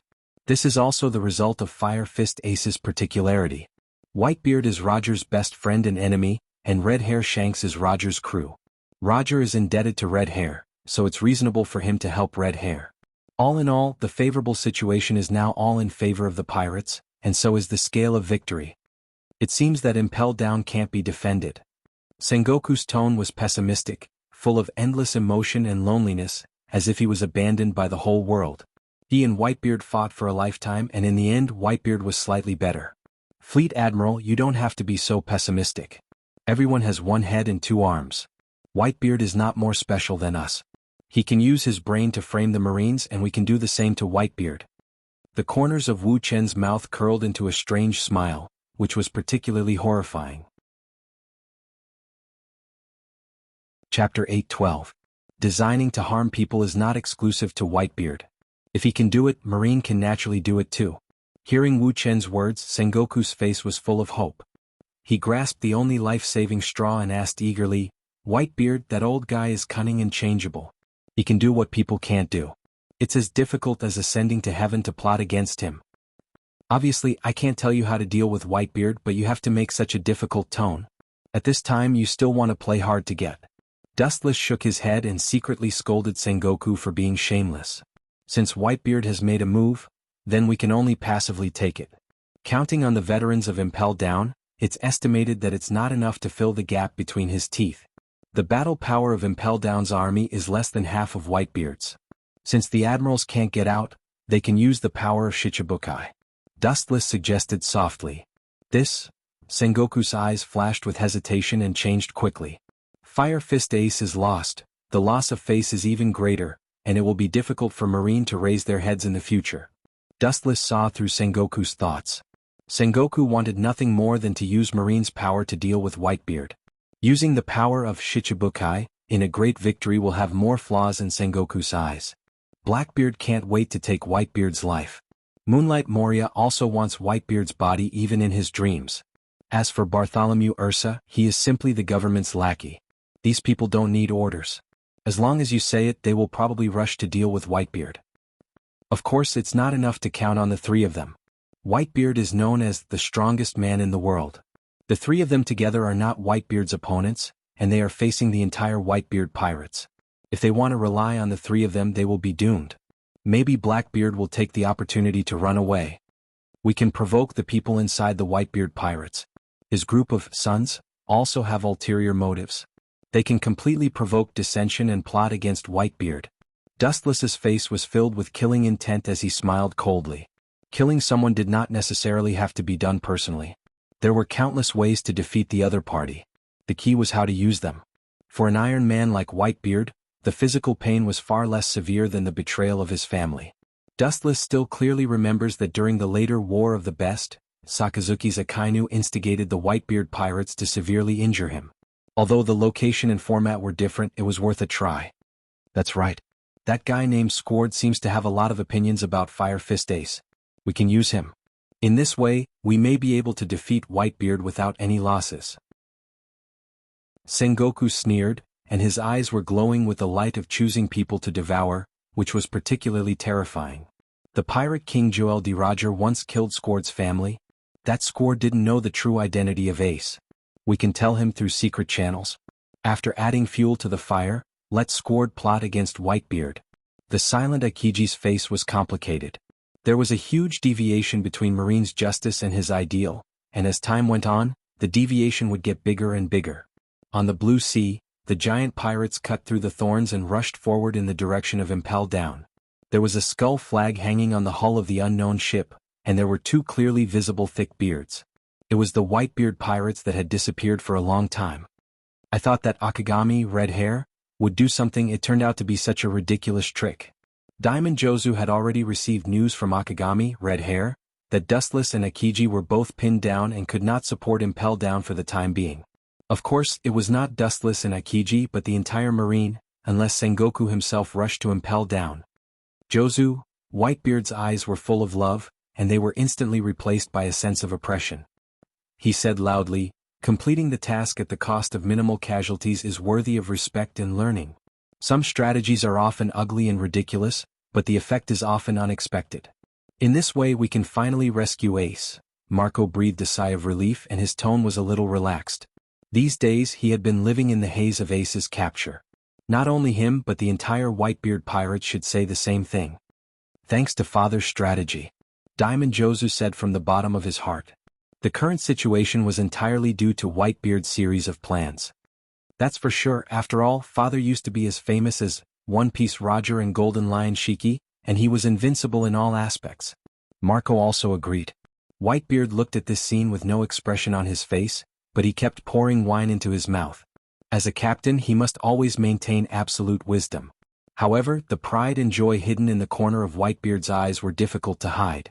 Being able to play the entire Marine headquarters and even the entire world government including Gorosei, 5 Elder Stars, even his close friend and enemy Roger did not do it. Chapter 8:13. Being able to play the entire Marine headquarters and even the entire world government including the Gorosei, 5 Elder Stars, even his best friend and enemy Roger couldn't do it. Whitebeard's pride is understandable. The huge pirate ship sneaked all the way without any hindrance. The Marines they encountered were also destroyed by them. The high-level Marines rushed to all over the world to perform tasks. They didn't encounter any obstacles along the way. They were like fish in water. Unlike in the past, this time Whitebeard didn't take Moby Dick, but chose other pirate ships in a low-key manner. On the one hand, Moby Dick's goal was too big, and it was tantamount to revealing the truth of the plan. All over the world, even the Moby Dick was Whitebeard's own ship, and there was no one else besides it. Even the Rear Admiral-level characters are rarely encountered. "Oyaji, this time we will succeed." Diamond Jozu grinned and his words were full of excitement. Being able to save Fire Fist Ace and being able to slap the face of the entire Marine, suppressing their arrogance is the best. Whitebeard himself is already in his twilight years, and he must win to improve the prestige of the Whitebeard pirates, and give those rascals a shock and color to see. Especially one of the Yonko 4 emperors, Big Mom. A few years ago, because of the Fruit of Darkness, the 4th Division Captain Thatcher fell, and the initiator was Big Mom and her pirates. Whitebeard didn't hesitate to put his life on the line. It would be best if he defeated Big Mama and destroyed the island she once occupied, so that the pirates on both sides would unite.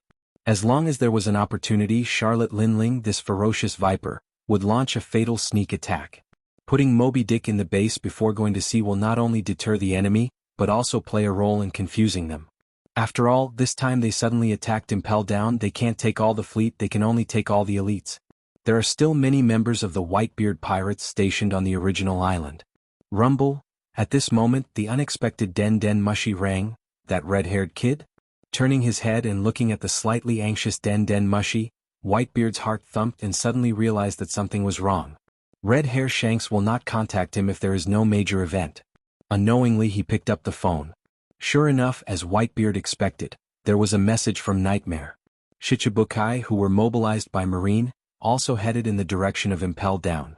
As Dustless had guessed before, Blackbeard and Gecko Moria participated in the encirclement and suppression operation. The news that Whitebeard quietly left the island base was like a ripple on the surface of the water. Under the careful production of the warring states, it spread to every corner of the world in an instant. The truth of a secret operation was revealed to the world. Sengoku also listened to Dustless's suggestion. He first used the power in his hands to make Whitebeard's secret actions public. He used projection Den Den Mushi and broadcast Den Den Mushi to every place in the new world that the Marine can reach. Whitebeard. On the other side of the Den Den Mushi, Red Hair Shanker's dignified voice was filled with unprecedented seriousness, which made Whitebeard's heart jump to his throat. The Red Hair Pirates are now restraining the high-end battle power of the Marine. In such an embarrassing environment, they can still use Den Den Mushi to contact him, which indirectly shows the seriousness of the situation. The Marine has seen through your plan. They have made the whole world boil. You have worked hard on this secret operation. All the places that the Marine can reach know, and this news is spreading at lightning speed. It won't be long before the whole world knows about it, Red Hair Shanks said in a very depressed tone. Is that all? There's no need to worry about such trivial things, Red Hair. Whitebeard's heart relaxed and he didn't care about it and laughed. A pirate's life is always accompanied by danger. A pirate who is overcautious has no future. Compared to Whitebeard, Red Hair Shanks is at most a junior. This is not a trivial matter. Red Hair on the other side of the Den Den Mushi frowned with warning.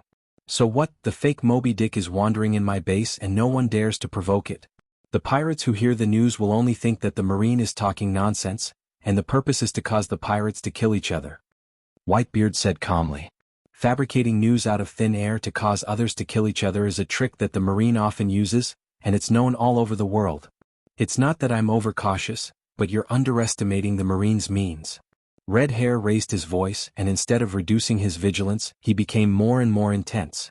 Don't forget, there are many guys who want your head. Whitebeard frowned, and when he was about to open his mouth to educate Red Hair, another Den Den Mushi beside him rang. Coincidentally, this white Den Den Mushi also showed an unprecedented state of anxiety, giving people a feeling of panic. These young people still need to be tempered. Wait a minute, Red Hair.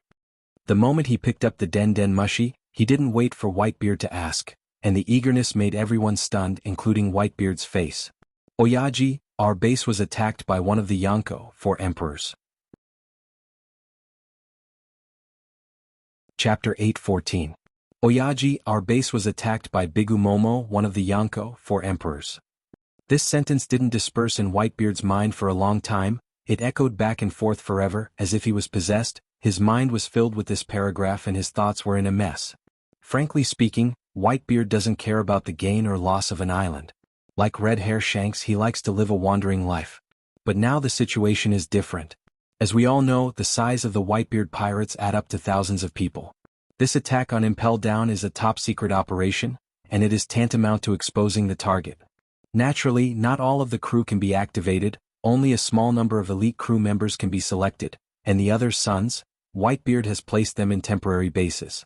In other words, all the elites are now concentrated on this ship, and most of the remaining are weak, and it is impossible to fight against Bigu Momo with them. A melee Bigu Momo, that despicable old woman, dares to play this game with me?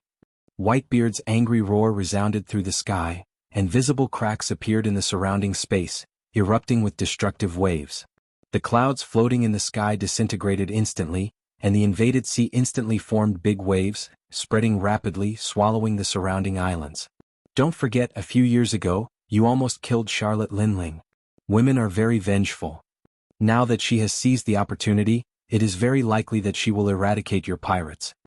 Red Hair Shanks, on the other side of the Den Den Mushi, whispered after hearing Whitebeard's roar, and his tone was vaguely persuasive. Wipe them out. She's just a stray dog. Whitebeard roared, and the sword in his hand also felt Whitebeard's anger, making a burst of clear sound, and a supreme killing intent went straight to the sky. Ka ka ka. Accompanied by a loud rumble, a dazzling crack appeared in the dark sky. The distant sky looked as if it had been torn apart by someone. It was terrifying and sinister. The endless netherworld abyss seemed to be the tomb of all creatures, and the flying insects and beasts passing through the sky made bursts of whining, as if begging for mercy. Even though this body has reached its limit, it's as easy as flipping my hand to exterminate her, Whitebeard said in a sonorous and arrogant manner. Although there was a suspicion of exaggeration in the case of going all out, even if he couldn't kill Baigumamu, he could still seriously injure her. This was where Whitebeard's confidence came from. That was before. Don't forget, you are still on the way to Impel Down and Bigumama is slaughtering your crew. Do you think Bigumama will feel helpless against them? Shank's voice came from the other side of the den mushy. Seeing that Whitebeard was so stubborn, he decided to be frank. Let's stop here, Whitebeard. Maybe if you don't hesitate to attack Impel Down now, you can save Fire Fist, but your remaining crew will be killed. Baigumamu hates you to the core, she will definitely not show any mercy. Fearing that Whitebeard would not listen to him due to his fever, the red-haired Shanks continued to raise his voice, giving people a feeling of hysteria. Whitebeard heard this and fell into a dilemma. For a time he was in a dilemma. If he attacked Impel Down with all his strength, he may be able to save Fire Fist Ace, but the thousands of crew members left in the original base will certainly not escape the claws of Baigumamu. As the red-haired Shanks said a few years ago, the former Whitebeard did not hesitate to hit Baigumamu and let her escape from the New World. The entire pirate ship was almost destroyed. Therefore, Baigumamu's hatred for Whitebeard is self-evident. Don't tell me you're going to ignore Ace? Whitebeard roared, showing a deep struggle in his words, and at the same time, his hatred for Baigumamu soared. It was his biggest mistake not to kill her. So today this kind of thing happened. This is also helpless, the red-haired Shanks sighed. He could also understand the sadness in Whitebeard's heart. He softly persuaded, take a step back. My subordinates have inquired that the Marine headquarters is changing equipment on a large scale. All the old mechanisms have been replaced. That is to say, the Marine is not ready to execute Ace. You will be safe for a while. Hearing this, Whitebeard pondered for a moment. Even though he was unwilling, he gently nodded and said with a pale face, that stupid woman Biguma can't be so smart. Someone must have told her that I secretly left the Moby Dick. That's why she took the opportunity to attack. Whitebeard suddenly flashed in his mind and said, Marine, it must be that bastard Sengoku. Sengoku? Not necessarily, he didn't even leave the Marine headquarters. It's impossible for him to know so much. It may be one of those admirals. The red-haired Shanks flashed in the sun, and in his deep shining eyes, a young silhouette was vaguely reflected. His black hair was messy like weeds, his face was handsome and cheap, and his mouth always had a smile like a spring breeze, giving people a feeling of unusual frivolity. However, that outlined smile was a nightmare in the eyes of the red-haired man. To some extent, it was more like the smile of the Grim Reaper. Anyone who was targeted by Dustless could not escape the fate of life and death in the end. Even if they were lucky enough to escape his pursuit, they also lived in endless fear, living a life worse than death. Chapter 8:15. Anyone who was targeted by Dustless could not escape the fate of life and death in the end. Even if they were lucky enough to escape his pursuit, they also lived in endless fear, living a life worse than death. Although it was just an unfounded guess, Red Hair Shanks was very sure that even if the instigator behind this had nothing to do with Dustless, it was definitely related to him. What is your final choice? Abandon Fire Fist, or choose to walk down the dark path and save him at all costs? Throwing the complicated thoughts out of his mind, the red-haired Shanks asked straightforwardly. Whitebeard looked stiff and bowed his head in silence. He was reluctant to give up Ace, but he was also reluctant to give up his other sons. Even if he has mixed feelings, he can't hide the helplessness in his heart. For the first time in his life, Whitebeard felt that life was so hard. If I were you, I would definitely have a headache like you. The strategy is really vicious. On the other side of the den mushy, Shanks's sympathetic voice was heard. If he chose, he would fall into the same embarrassing situation as Whitebeard. There are obviously two paths to choose from, but it doesn't lead to the light after the rain, but to the endless abyss of despair. It seems that I can only retract my troops. Damn marine bastards and that old woman. I will definitely settle this account with you. Whitebeard chose to give up the mission. He is the father of the entire Whitebeard pirates. He can't sacrifice everyone because of Ace. It would be too unfair and chilling. A pirate group that makes everyone feel chilled means that they are close to collapse. He can only turn the unwillingness in his heart into hatred for the Marines and Big Mom. He secretly vowed that one day in the future, he will make them pay with their blood. Oyaji, the impel down is close at hand and it's just around the corner. Marco clenched his fist and his face was full of unwillingness. So was Diamond Josu. His body was trembling, and his breathing was several times faster than usual. Although I am sorry for the brothers who died. But Oyaji, you also understand. The Whitebeard pirates can't do without Ace at present. Diamond Jot said in a heavy tone, his words hinting at something else. In addition to the importance of Fire Fist Ace, there are other factors. Ace's bounty has reached 550 million berries and he will inevitably support the Whitebeard pirates in the future. This important figure cannot be lost. The stage of the Whitebeard pirates cannot be without Ace. This group of people. Hearing this, the Maelstrom Spider, Squard, quietly left. His eyes flashed with sadness. He knew the importance of Ace. In the future he would be the pillar of the Whitebeard pirates, but so what? Sacrificing the others for his life and abandoning the rest of the crew was too cruel. Squard felt that the scene was too depressing. He walked to the stern alone and breathed in the salty sea breeze. The bright and beautiful sun gradually receded, and the breeze gradually became cold. It was biting cold and bone-piercing, and one could faintly hear the cries of ghosts and howls of wolves. It's getting cold. Squard noticed that his body was cold and turned back to the cabin. Suddenly he heard a burst of messy footsteps. He frowned slightly and looked towards the source of the footsteps. A pirate with a messy look hurriedly ran over. What is it? It's not good to be so reckless. Squard's eyes flashed with coldness.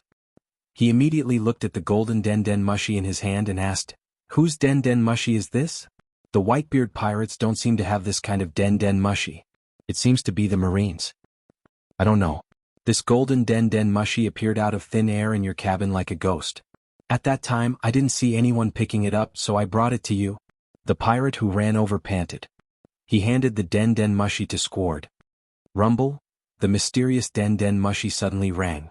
The Den Mushi opened its eyes and looked directly at Squard's face. The latter trembled and an invisible pressure filled him. There was an inexplicable voice in his heart that warned him not to pick it up. He reflexively picked up the Den Mushi and was about to throw it into the sea when he accidentally touched the button on the Den Mushi. "Oh hello. I am Marine Admiral Royce Nan." An indifferent voice came out of the golden Den Mushi. Squard's expression solidified and doubts arose in his heart. He had no interaction with an admiral. He had never heard of this general named Louis South before. He thought that it was a lie, but a young figure suddenly appeared in his mind. Is it him? Thinking of Dustless's figure, Squard said coldly, "If you have something to say as a Marine Admiral, I hope you don't say stupid things like asking me to plot against my father." "Of course not, this kind of vulgar provocation, only a villain like Sakazuki would do it. I just came to tell you a story or to pass on a message," Dustless said mysteriously on the other side of the Den Mushi. Pass on a message? This joke isn't funny at all. Who can ask an admiral to pass on a message? Gorosei or celestial dragons? Squard said sarcastically. "It's not them. You are familiar with the people who begged me to pass on a message." Suddenly, Dustless's voice was like a black hole in the depths of the universe that could devour everything. It instantly attracted Squard's attention. "The people who asked me to pass the message are from the Kingdom of Heaven. They are the crew members who used to be your brothers but were unfortunately annihilated by Roger, the Pirate King." Chapter 8:16. Dustless's voice was like a black hole in the depths of the universe that can swallow everything and instantly attracted Squard's mind.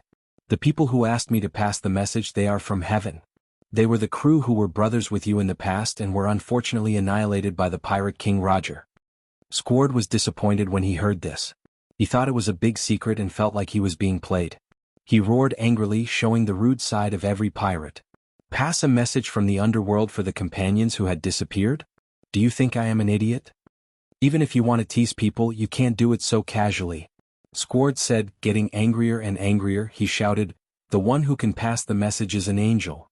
Hearing this, Dustless on the other side of the Den Mushi said, If you want me to turn into an angel, I don't care, but I prefer to turn into a demon than an angel. I feel that this profession is more suitable for me. Don't push your luck. Squord's mouth twitched fiercely as he cursed in his heart. He had never seen such a person who liked to take advantage of others. If you have something to say, say it. Squord snorted and waved impatiently. Although his words were firm, Dustless still heard the eagerness in Squord's tone. This guy wanted to know the secret of Fire Fist Ace. Fire Fist Ace can be regarded as the number 2 figure in the Whitebeard Pirates. Whitebeard valued him very much, even more than Marco and Diamond Jozu, who joined in advance. What do you want to say? Holding the Den Den Mushi in his hand, he seemed to have guessed Squord's words. As a Marine Admiral, I hope you don't tell me that Ace is the son of the Pirate King. This joke is not funny. If he is the son of the Pirate King, then I am your Marine Fleet Admiral's blood-related son. You think it's ridiculous? A casual rhetorical question made Squord's face freeze, and he couldn't laugh even if he wanted to. Dustless continued, in my opinion, because he is Roger's son, Whitebeard treats him with care. This can also explain everything reasonably. That's just your personal guess. Squord immediately retorted loudly. His firm tone gave people a feeling of being inflexible. But in Dustless's ears, it sounded like self-deception. This is not speculation. Dustless's eyes were like torches, and his voice was filled with shrewdness and wisdom, making people involuntarily convinced and unable to extricate themselves. The relationship between Whitebeard and Roger is known to the world. It's reasonable to take care of his son. You don't have any evidence, don't spout nonsense. Especially a Marine Admiral, don't make a fool of yourself. You have a good reputation in the New World, don't ruin your image in my heart. Squord's tone was full of anger, as if he had been greatly insulted and couldn't wait to throw away the golden Den Den Mushi in his hand. Since you respect me so much, it's really surprising. A hint of surprise flashed across Dustless's eyes.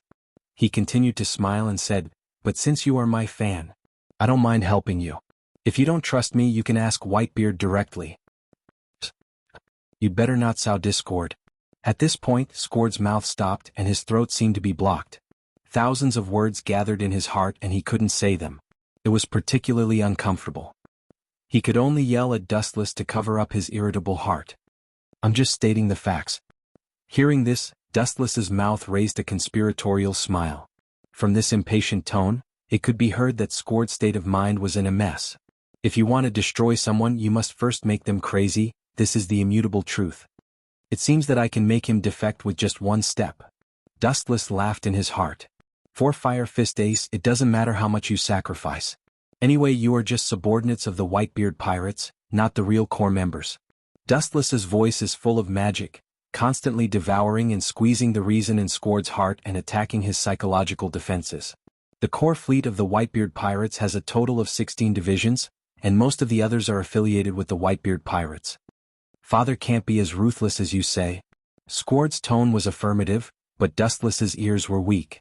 With a chuckle, Dustless continued, you can ask Whitebeard whether it's true or not. Fire Fist Ace is the son of One Piece. This is an unchangeable fact. Dustless said powerfully, and without waiting for Squord to respond, he directly hung up the Den Den Mushi. Once the Pirate King Roger wiped out Squord's pirates, and there were even rumors that his parents were buried in Roger's hands, so the two sides had an irreconcilable hatred. Roger is dead, and as the saying goes, the son pays the father's debt. This continued hatred naturally fell on Ace's head, especially the words of Marco and Diamond Jozu, which had deeply touched Squord. It can be seen that Ace's identity is obviously not good, at least he has an inextricable relationship with Whitebeard. Otherwise, Whitebeard would not save him at all costs and even ignore the lives of others. Father, I hope that Marine Admiral is wrong, otherwise... Squord picked up the sharp general in his hand and walked towards Whitebeard with heavy steps. Chapter 8:17. Will it work or not? Although it's a bit hasty, it's also worth looking forward to. I love to see a father and son killing each other. On the desolate island, Akiji looked at the deep stars in the sky while lying on a clean and smooth rock. The Marines around him were like him, casually finding a place to sleep. When Dustless used Den Den Mushi to bewitch Squord, Akiji was listening next to him.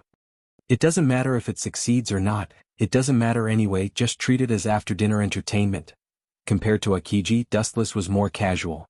After learning the truth, if he was lucky, Squard might be able to hurt Whitebeard. If he was unlucky, he would definitely be captured on the spot. In short, whether it succeeds or not, it won't take Whitebeard's life. As time passed, the sky was getting darker and darker. The beautiful night sky was particularly quiet, and the biting cold wind rarely stopped. It was almost late at night, and only Whitebeard was sitting alone on the deck drinking. Pirates were rude by nature, and they didn't know how to be gentle and elegant, so they simply picked up the wine jar and poured it into their mouths. They were very happy.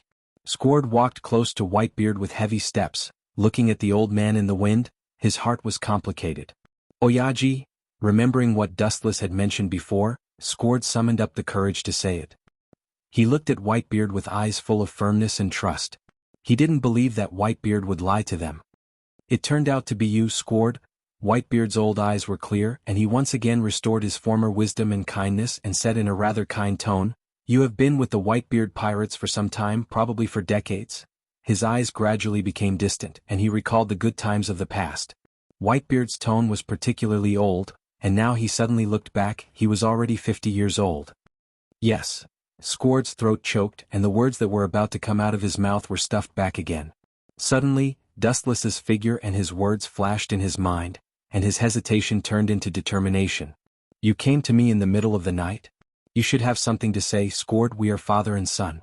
If you have something to say, just say it. There is no need to hide it." Whitebeard pretended to be unhappy, but his words revealed his friendliness. Hearing this, Squard nodded and said in a deep voice, "Why is Oyaji so obsessed with Ace? He treats him even better than Marco and Jozu." After that, Squard stared at Whitebeard with his burning eyes. "Ace is a little different from others." A look of surprise flashed across Whitebeard's face. He did not expect Squard to ask this question, so he said unnaturally.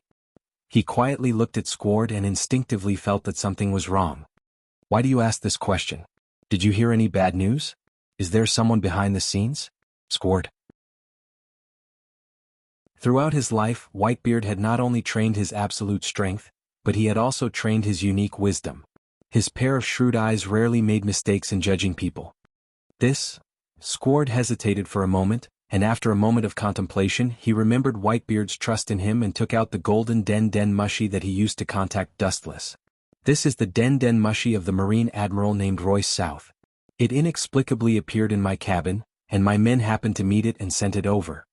Without the slightest concealment, Squard answered truthfully. "It coincides with Akagami's guess. I didn't expect it to be him." Taking the golden Den Mushi from Squard, the doubts in Whitebeard's eyes turned into understanding, and then he looked directly at Squard. His wise eyes were full of reason. "What did he say to you?" "It should be about Ace. He instigated us father and son to kill each other." "Don't believe him, it's that man's inferior strategy." Whitebeard's face was full of sarcasm. Squard naturally wouldn't blindly believe what Dustless said. He glanced at Whitebeard and whispered, "He said that Ace is the son of One Piece, Roger, and his father is going to sacrifice the lives of all the people on the ship to save Ace." When mentioning Roger, Squard's voice was abnormally heavy, and his eyes were full of killing intent. "I knew it. He will definitely instigate the relationship between us father and son." Whitebeard's face flashed with a strange color, and he avoided the main point and talked about the relationship between Ace and Roger directly. Silence was tantamount to admission, and it was equivalent to Whitebeard tacitly admitting the relationship between Ace and Roger.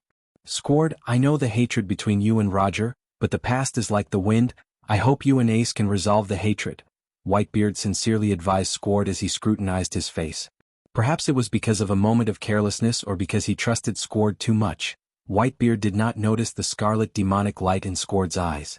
His eyes were blood red, and he felt like he had turned into a hellish Shura. His breathing was abnormally heavy, and the emotion of revenge spread and filled the nerves in Squard's mind. Squard picked up the big sword in his hand and jumped up, and he directly slashed at Whitebeard's head. This sudden state happened too fast, and everything happened in a flash. When Whitebeard realized it, it was already too late, and the sharp sword full of sawtooth touched his chest. Chapter 8:18. Recommend this book to everyone. Naruto's Almighty Master. It's a good book. Whitebeard didn't expect that his son, who had respected him for many years, would attack him like a blood enemy, and his means were extremely ruthless and cold. He directly stabbed his heart in his chest. He wanted to kill Whitebeard with one blow, and it could also be seen how deep Squard's hatred for Whitebeard was. Clang clang clang, the crisp roar fell, and it was different from the flesh being pierced and cut into pieces. This was similar to the sound of steel collision, and the effect was as magical as the elixir. It went deep into Squard's soul and pulled him back to his thoughts. The blood in his eyes also converged. Looking at the tip of the sword inserted into Whitebeard's chest, Squard didn't react. He rubbed his eyes and thought it was an illusion caused by high tension. Such a short distance and he can still resist with armament hockey. Squard's face was ugly. He gambled on a fatal blow, but it didn't hurt or itch for Whitebeard. Looking up, Whitebeard's face didn't change and there was no reaction at all. It was an invisible mockery of his weakness. I know you are unwilling. It is undeniable that I usually deal with some things and I do favor Ace, but I treat you as my sons, and there is no distinction between high and low. The big sword in Whitebeard's hand danced quickly. Under the moonlight it was particularly sharp and it could cut iron like mud. Squard closed his eyes and quietly waited for disappointment to come. He didn't feel regret. He hated One Piece. Now that Fire Fist Ace was the son of his enemy, Squard naturally hated him too. After waiting for a long time, his head didn't move. He opened his eyes and looked at Whitebeard. Looking down at Squard with his broad body, Whitebeard restrained his killing intent. Finally, the broadsword in his hand fell. This son had been with him for decades. Whitebeard couldn't kill him today even if he wanted to assassinate him. In the final analysis, it was all Dustless's instigation. Royce, the hatred between us has deepened, Whitebeard said hoarsely, and the big sword in his hand was more dazzling. The cold air around it was more penetrating, and people didn't dare to look directly at it. Plop. Looking at Whitebeard's posture, Squard couldn't bear it and fell to the ground. His forehead was oozing with cold sweat. Whitebeard took a step forward. Squard thought that he would completely kill him, but unexpectedly Whitebeard stretched out his big warm hand.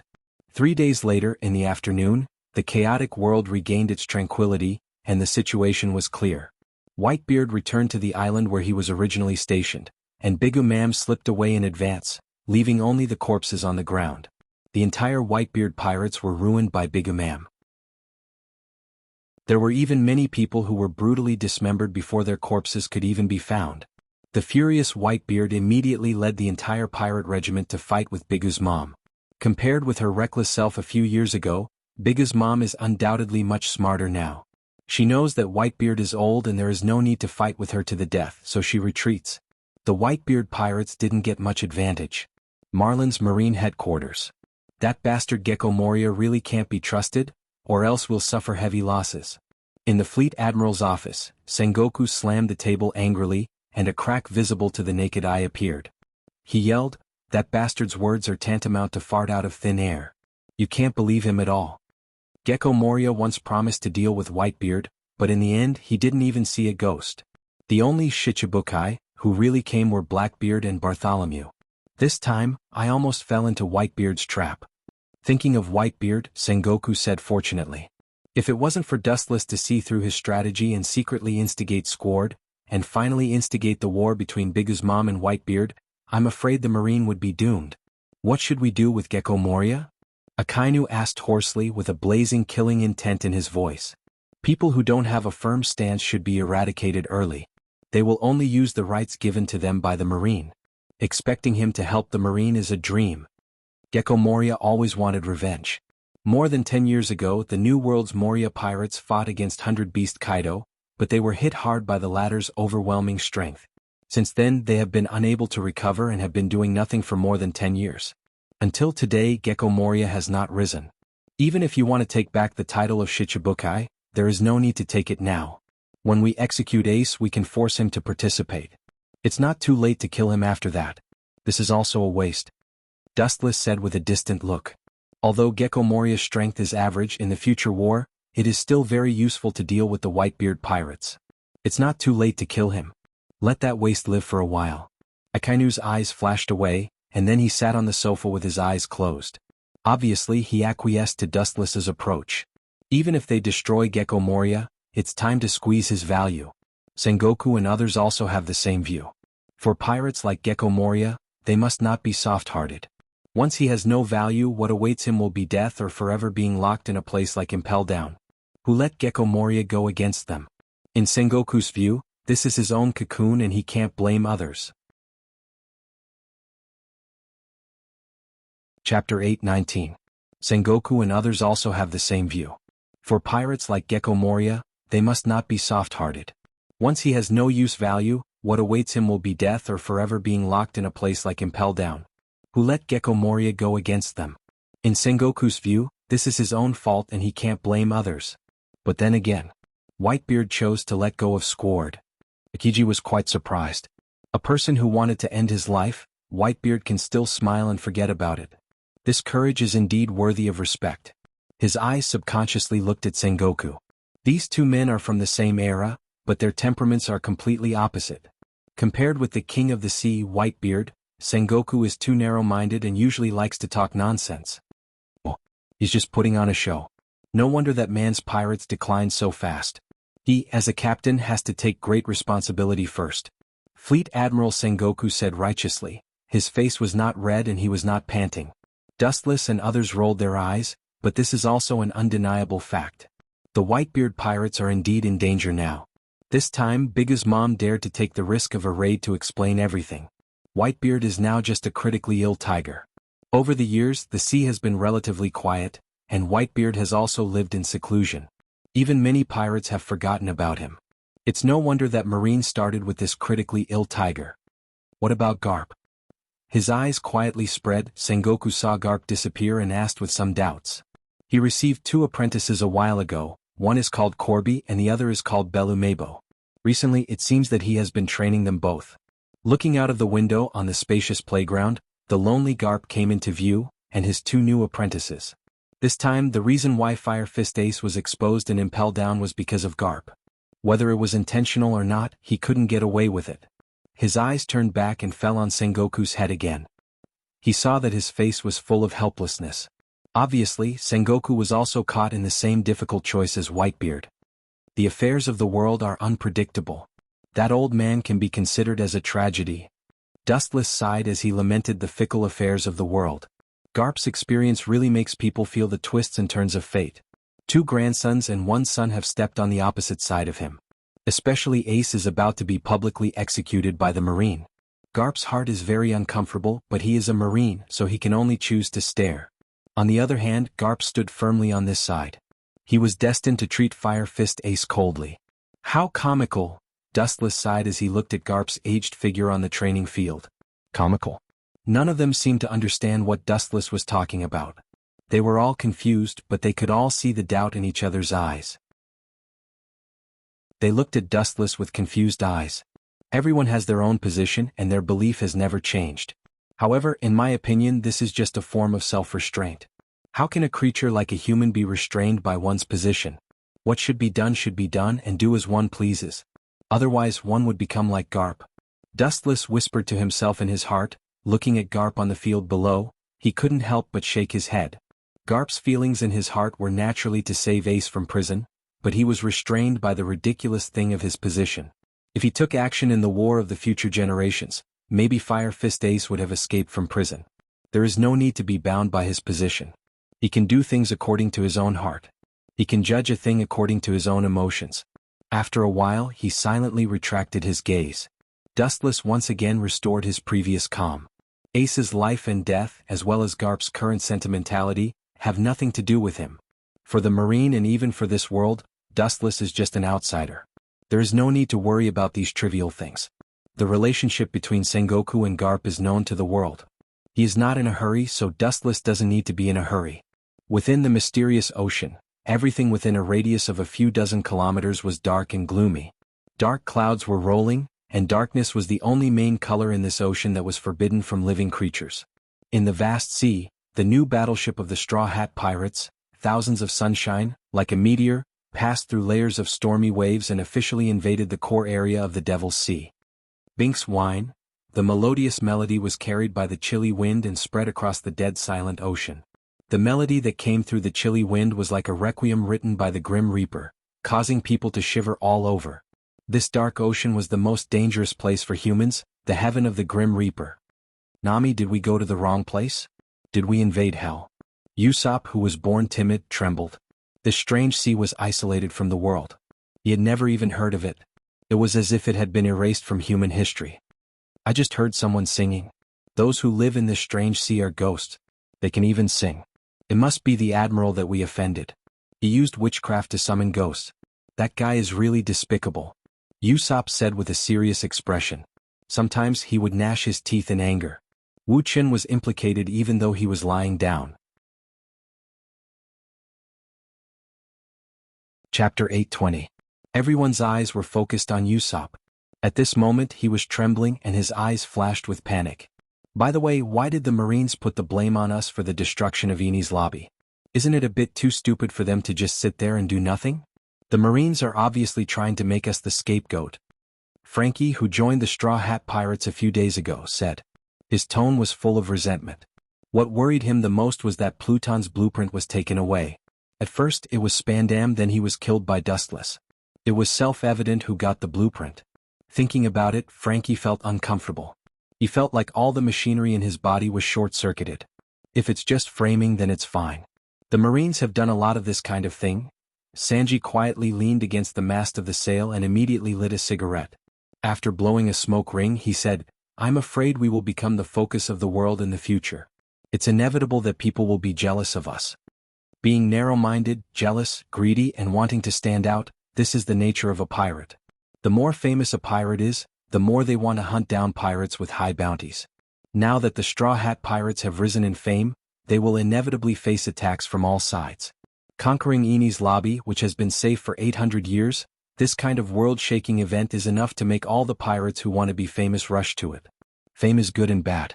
While enjoying the admiration of the world, it is bound to attract attention from all sides and various attacks. A few days ago, it was announced in the newspaper that all the CP9 members were killed. The only survivor was Khalifa. She was the only one who wasn't safe. I heard that she just fainted, and when she woke up she pushed all the blame on us. That hateful woman. Nami gritted her teeth and said with a regretful expression. She seemed to hate that she didn't kill Khalifa at that time. Juror. The smell of barbecue drifted into everyone's nostrils. Everyone looked for the source of the smell and saw Luffy eating meat. Eat meat, eat meat. There's no need to worry about this kind of thing. Luffy wolfed down the fragrant barbecued meat. Compared to the crew members who had serious expressions, Luffy, as the captain, was exceptionally calm. He ate the meat calmly, attracting a lot of rolling eyes. Luffy, everyone exchanged glances with each other. Soon after, they let out a long sigh. They had an extremely speechless and troubled expression on their faces. Zoro saw it quite thoroughly, and he began to pick up the barbecue and wine and indulge in it. This appearance made Sanji's anger index suddenly rise. Hey, green algae head, Luffy's nerves are nothing, but why are you acting like this? Sanji stared at Zoro with dissatisfaction and said. Hearing this, Zoro opened his closed eyes and looked at Sanji, then continued to drink by himself. We've completely fallen into a passive position. It's useless to think and worry blindly here. Instead of saying these useless things, why don't we look at the long term and continue to become stronger? This is the only right path. Zoro's words made everyone silent, including Sanji. It was useless to scratch their heads because they had no strategy to fight back. The Marines pushed all the blame on them and they could only swallow their anger. It was impossible to resist. They had no right to speak and no strength. In simpler words, in the end, it was because they were too weak that the Marines could ignore their feelings and push all the blame on the Straw Hat Pirates. But who killed that group of CP9? Usopp brought the topic back to the CP9's head, thinking of the tragic deaths of several people. His brows flashed with gloom. These words made everyone stunned, including Luffy, who was the reincarnation of a hungry ghost. He stopped what he was doing and became silent. Dustless's figure appeared in his mind, and Sanji's cold sweat flowed as he speculated, that guy is an admiral of the Marine, he shouldn't kill his own people. The CP9 didn't die because of the Demon Slayer order. At that time, there was no one in Enies Lobby who had the strength to kill all the CP9 members. Zoro opened his eyes and his cold eyes gradually faded. The boiling fighting spirit in his heart was instantly extinguished. Dustless's overwhelming strength that could destroy everything was still vivid in his mind. At present he really couldn't raise the will to resist. If he encountered the CP9 he could fight back and still have a chance to win. But if he encountered an unprecedented admiral like Dustless, he would only be killed on the spot. He wouldn't even be able to make a ripple, he would be suppressed on the spot. It's better if we expose him. If he dares to kill his own people, the Marines will definitely expel him and even kill him. Usopp said with bright eyes. Everyone nodded with admiration. This is indeed a good plan.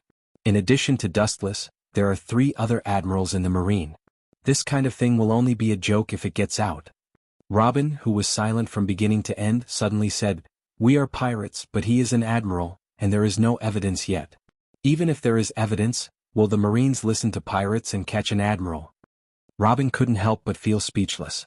The thoughts of these people are too naive. She is Wu Chen's secret chess. Naturally, she knows how huge Wu Chen's power is. Even if one day the truth is revealed to the world, Wu Chen's power all over the world will make the Marine afraid to shoot the rat for fear of breaking the vases. Chapter 821. Robin couldn't help but feel speechless. These people's thoughts were too naive. She was Wu Chen's hidden chess piece. Naturally, she knew how huge Wu Chen's power was.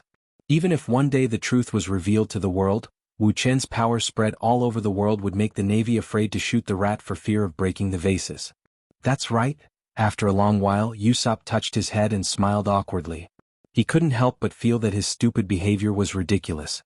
Why would the Marines listen to them and capture Dustless, who is a Marine admiral? It's simply a daydream. It really won't work, Zoro said deeply. He couldn't help but worry about the IQ of the Straw Hat Pirates. He looked around and suddenly realized that their IQ was not trustworthy. What's that look in your eyes? Green algae head. Sanji's eyes happened to confront Zoro, and his face changed greatly. Zoro's eyes revealed the meaning of looking at him as if he was an idiot. It means what you think it means, Zoro admitted. Hearing this, Sanji's face changed greatly. He rolled up his sleeves and was about to teach Zoro a lesson when an elegant song with vicissitudes of life came from afar. Binks's Wine.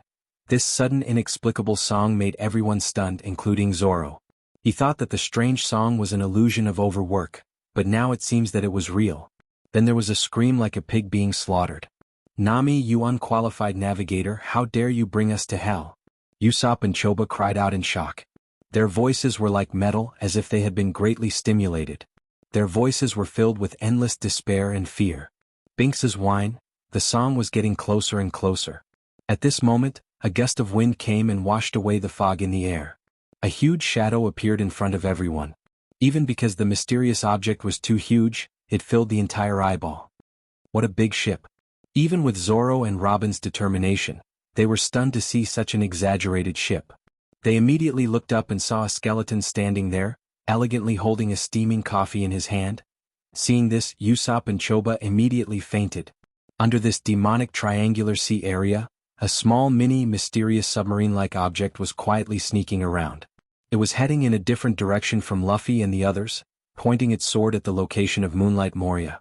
The black submarine was obviously an existence that couldn't see the light of day. It was just that it was painted black and had no other markings. The interior decoration was extremely luxurious. It was as if he had walked into a palace. It was fully equipped and looked more like a private yacht. "Young master, is it really okay for you to do this? If we are caught, we will be crushed like ants. The glory of the past 10 years is all thanks to that person.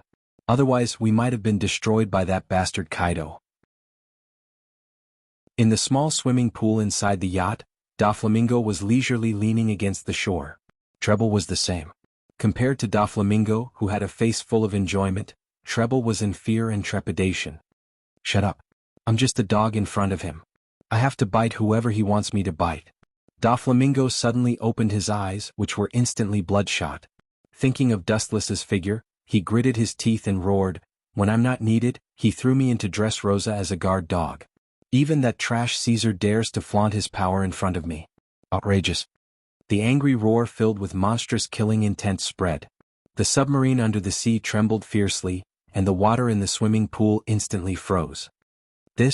Treble's face also became silent.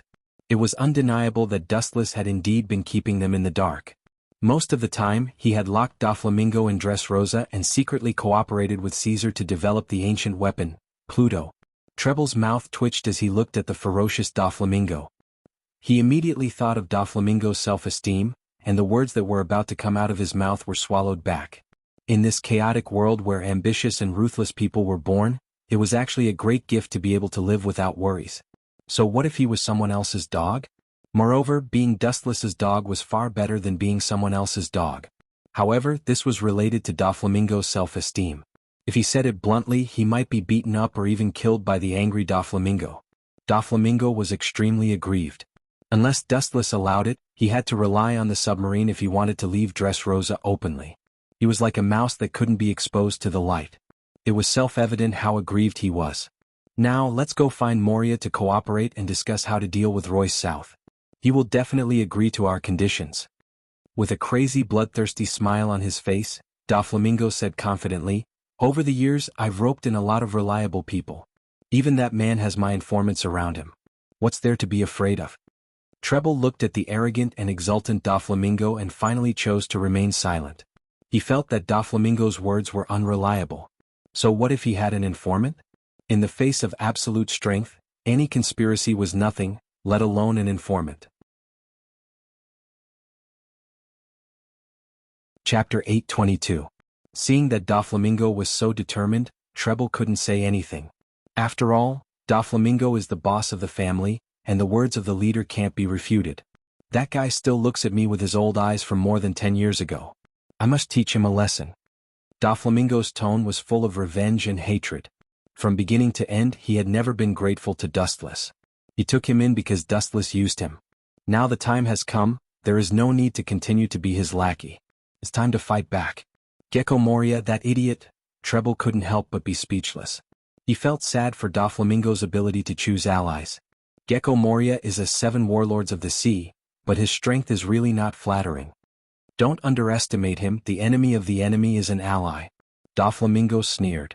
Anyone who has grievances, hatred, or indirect interest disputes with Dustless is an ally in disguise. I always feel that it's not appropriate to go against him. It's a stupid feeling like a moth to a flame. Treble said. Idiot, I can tell you clearly that even if we don't betray him, we may be killed by him in the future. Doflamingo said with great certainty. People like Dustless who do whatever they want, never care about the reason for killing people. Maybe just because he is unhappy he will kill them. Treble lowered his head and sat on the shore with his fat body. This time, Doflamingo secretly came to find Gecko Moria. Even the rest of the Don Quixote pirates didn't know. It is enough to see the seriousness of Doflamingo's mission. This is also helpless. After following Dustless for more than 10 years, Doflamingo knows that Dustless's means are terrible. It is no exaggeration to say that wherever there is an island, there may be a White Zetsu's clone. Here we are, master. There was a respectful voice in the cabin. Doflamingo and Treble quickly dressed. After some tidying up, they stepped into Gecko Moria's territory, the terrifying 3-masted ship. I thought I could breathe fresh air when I came out, but I didn't expect it to be such a rotten place. After going ashore, Doflamingo cursed his bad luck. He didn't expect Moonlight Moria to have such poor taste, choosing such a dark and rotten place as a base. He was as tasteless and vulgar as he was. Doflamingo, if you don't feel well, get out of here immediately. I didn't invite you over. Your Dressrosa is comfortable, but my place is indeed thousands of miles away. But in the end, it's just another person's dog. The merciless mockery fell on Doflamingo's face, causing his expression to take a turn for the worse. Dense killing intent floated on his face. Bang bang bang. The ground trembled, and a huge monster at least 5 or 6 meters tall appeared in front of Doflamingo and Treble's eyes. He was dressed like a bat, his skin was pale and his whole body was filled with a chill. He was one of the 7 warlords of the sea, Moonlight Moria. What do you mean? Doflamingo exuded a strong murderous aura. It was a taboo to be called a lackey. Now Uegwang Moria dared to slap him in the face. How could he bear it? 5 lines of different colors immediately gushed out from his hand, sharp as a knife. It seems that you want to fight. That's fine, but you'd better figure out what you're doing here. Moonlight Moria said calmly with a scary smile on his huge face. You win. After thinking about it, Doflamingo chose to stop. He came to talk about the content of cooperation, not to fight. But he still said unforgiving, if the guy Sand Crocodile hadn't died, I would never cooperate with someone like you. And, who is that little girl? The content of our cooperation is only known to the 2 of us. Staring at the pink-haired girl behind Moonlight Moria with murderous intent, Doflamingo said unkindly, she's harmless. Kill her as soon as possible. Only the 2 of us know? Then what's the matter with the fat man behind you? Moonlight Moria looked at the girl behind him and laughed strangely. Her name is Perona. She's my subordinate. This is my territory. What's wrong with bringing my subordinates here? A lump. Treble was furious when he heard the words and glared at Moonlight Moria. His small eyes hidden in the crevices of his flesh were spewing flames. If it weren't for the existence of Doflamingo, he would have gone up and fought with Moonlight Moria. He actually came here. In the dead graveyard, the ground suddenly burst open and a white head popped out. It was White Zetsu's avatar, looking at Doflamingo and Moonlight Moria, who had joined and once again dived into the ground. Compared with the dead devil's triangular sea, Mariehua is like spring all year round. His courage is not small. He carefully bowed his head for more than 10 years, but in the end he chose to die. White Zetsu reported the information to Dustless for the first time. No matter how I look at it, it doesn't seem like a coincidence. The corners of Wu Chen's mouth opened slightly as he muttered to himself. Dustless can understand the appearance of the Straw Hat Pirates in the Devil's Triangular Sea, but Doflamingo obviously has bad intentions. If he remembers correctly, Bartholomew Kuma also went to Moria's territory. It's difficult for Dustless to treat this as an accident because these people are all his enemies, whether it's Ursa, the Straw Hat Pirates, Moonlight Moria, or Doflamingo. These people have grievances with Dustless. It's difficult to make Dustless not think too much. Chapter 823. Rubbing his temples, Dustless shook his head and opened his wise eyes. This didn't look like a coincidence. Those who had hatred or indirect grievances with him were all gathered in Moonlight Moria's territory. It was obviously abnormal. There must be something wrong when things are abnormal. They won't come up with an anti-thief alliance against me, right? Dustless's face was weird, and he doubted in a half-joking and half-serious tone. Anti-thief. For a moment he didn't understand what Dustless meant. White Zetsu was shocked by conditioned reflex. After a while he understood what Dustless meant. He smiled bitterly and said, most likely, they should be discussing how to deal with Master Dustless's anti-thief alliance. A group of people who had grievances with Dustless gathered together. In the direction of the sword, there was no one else except Dustless. Doflamingo, that traitorous guy has some skills. He even knows how to form a clique, but he's really disappointing. Even if he's looking for teammates, he won't just pull anyone in. He even wants a crooked melon like Moonlight Moria. Dustless sighed in disappointment. He thought Doflamingo could pull some kind of godlike teammate, but he didn't expect it to be Moonlight Moria. Moonlight Moria. Forget it, pretend I didn't say anything. White Zetsu couldn't help but feel speechless. Moonlight Moria was also a popular figure. He once fought with Kaido, one of the Yonko. Although he was unfortunately defeated and was driven out of the New World, he was also a famous great thief. He finally joined the 7 warlords of the sea. This showed that Moonlight Moria's strength was recognized by the government.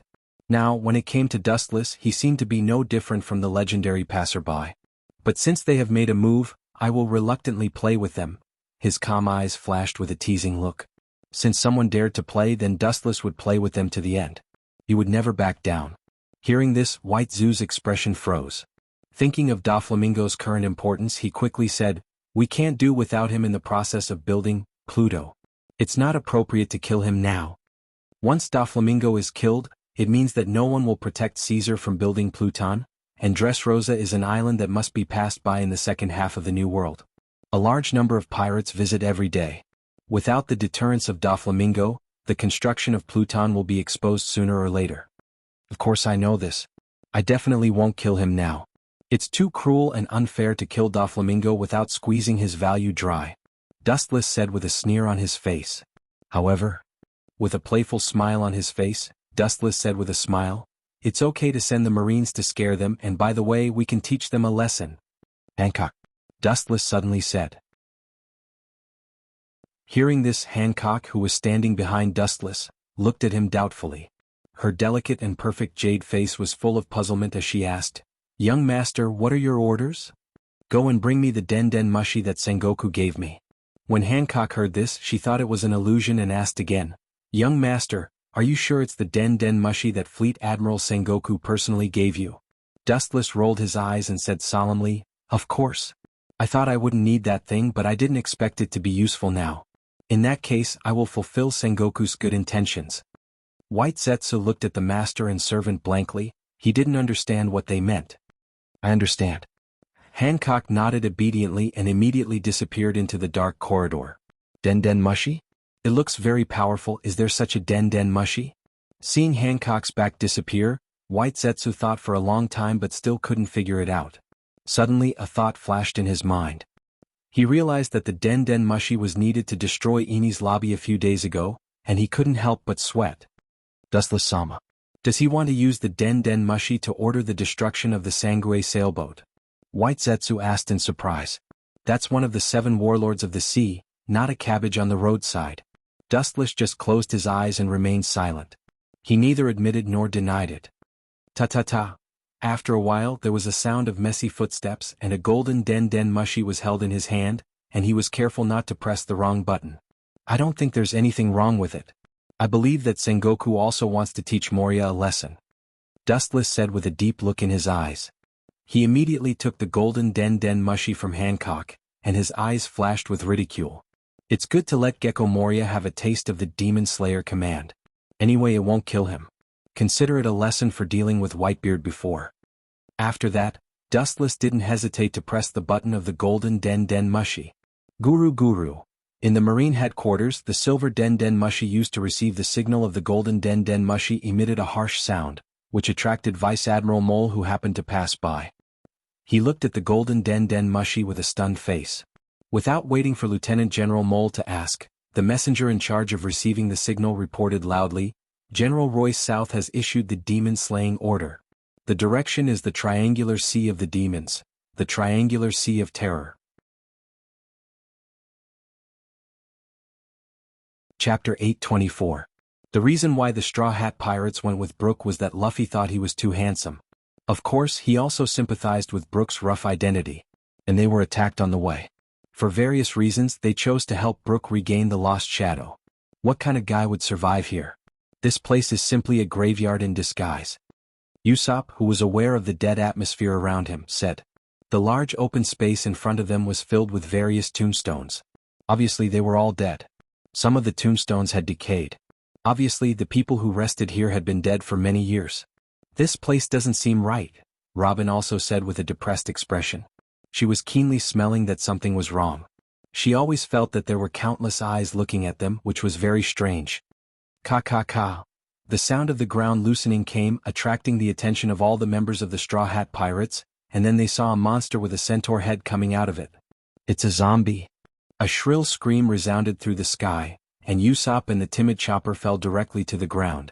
This unexpected scene made all the members of the Straw Hat Pirates petrified and stood motionless. Even Luffy's eyes were empty. But in the next second, it was replaced by a cool gold star. In the closed room there were only 4 figures. That guy is a Marine Admiral.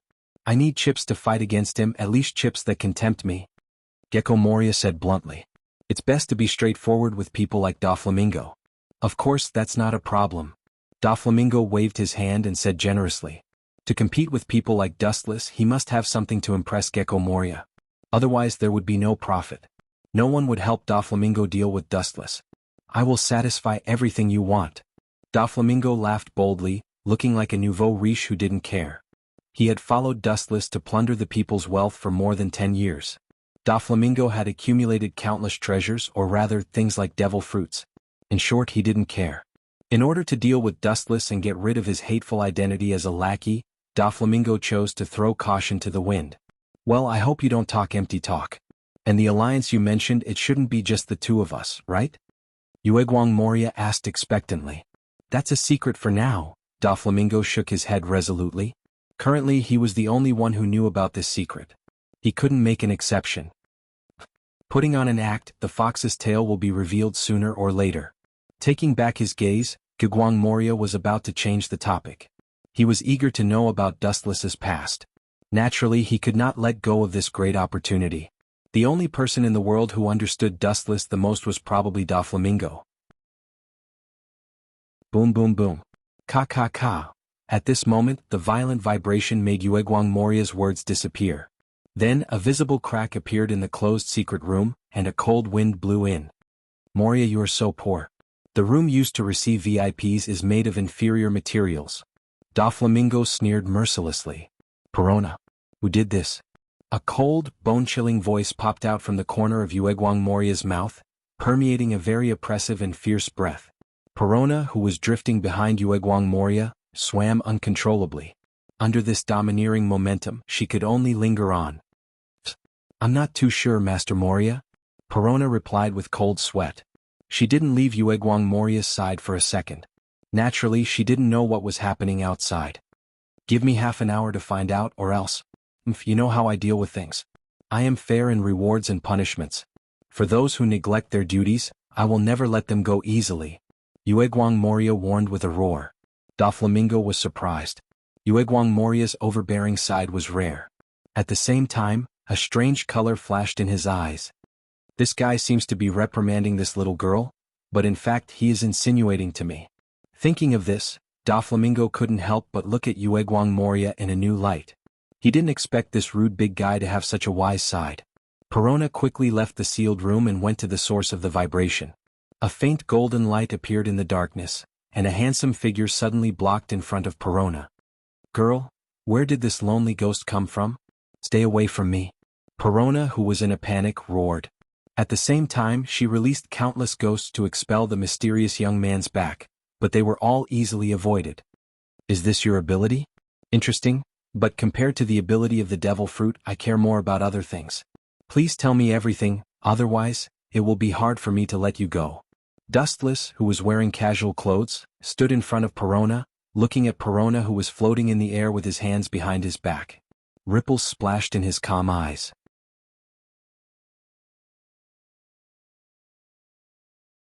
Chapter 825. The appearance of Dustless scared Perona. She usually calls herself a ghost, but now she understands what a real ghost is. There is no breath, just like a standing dead person. If it wasn't for Dustless to remind her, maybe Perona wouldn't be aware of the existence of Dustless. "Who are you?" Suppressing the strong uneasiness in her heart, Perona asked with a trembling voice after her soft breaths had calmed down. Her tone was still full of fear. Although she did not know the person in front of her, the invisible oppression and majesty that came out of him made Perona not dare to breathe loudly. This unprecedented oppression penetrates deep into her limbs and soul. Perona wanted to resist, but she couldn't wave her hostile hands to Dustless. This simple question seems to be quite annoying." Dustless raised his eyebrows slightly and immediately shook his head and said, "I am the Marine Admiral that Doflamingo and Gecko Moria talked about." "Well, tell me the general content of what they said. I'm really looking forward to how ridiculous the performance of these two insects will be." After saying that, not only was Perona not afraid, she even heaved a sigh of relief. As we all know, Shichibukai is the existence recognized by the world government, so they are also allies with the Marine, and so are the subordinates of Shichibukai. I like women who are sensible. Shichibukai's subordinates, I am not their opponent? It's best not to have such a ridiculous idea. Dustless said as he saw the panic in Perona's eyes return to calmness. After that, he also released a piercing killing intent. In a trance, you can hear the screams of ghosts and howls of wolves, which is chilling. You are an admiral of the Marine. Please don't say anything, it will hurt the prestige of the Marine." Perona stared at Dustless's cold face, and there was a flash of fear in her eyes. The opponent was a Marine admiral and she really couldn't resist. "Say something? Your idea is unexpected." "How should I say, unexpected ignorance?" Dustless couldn't help but feel speechless.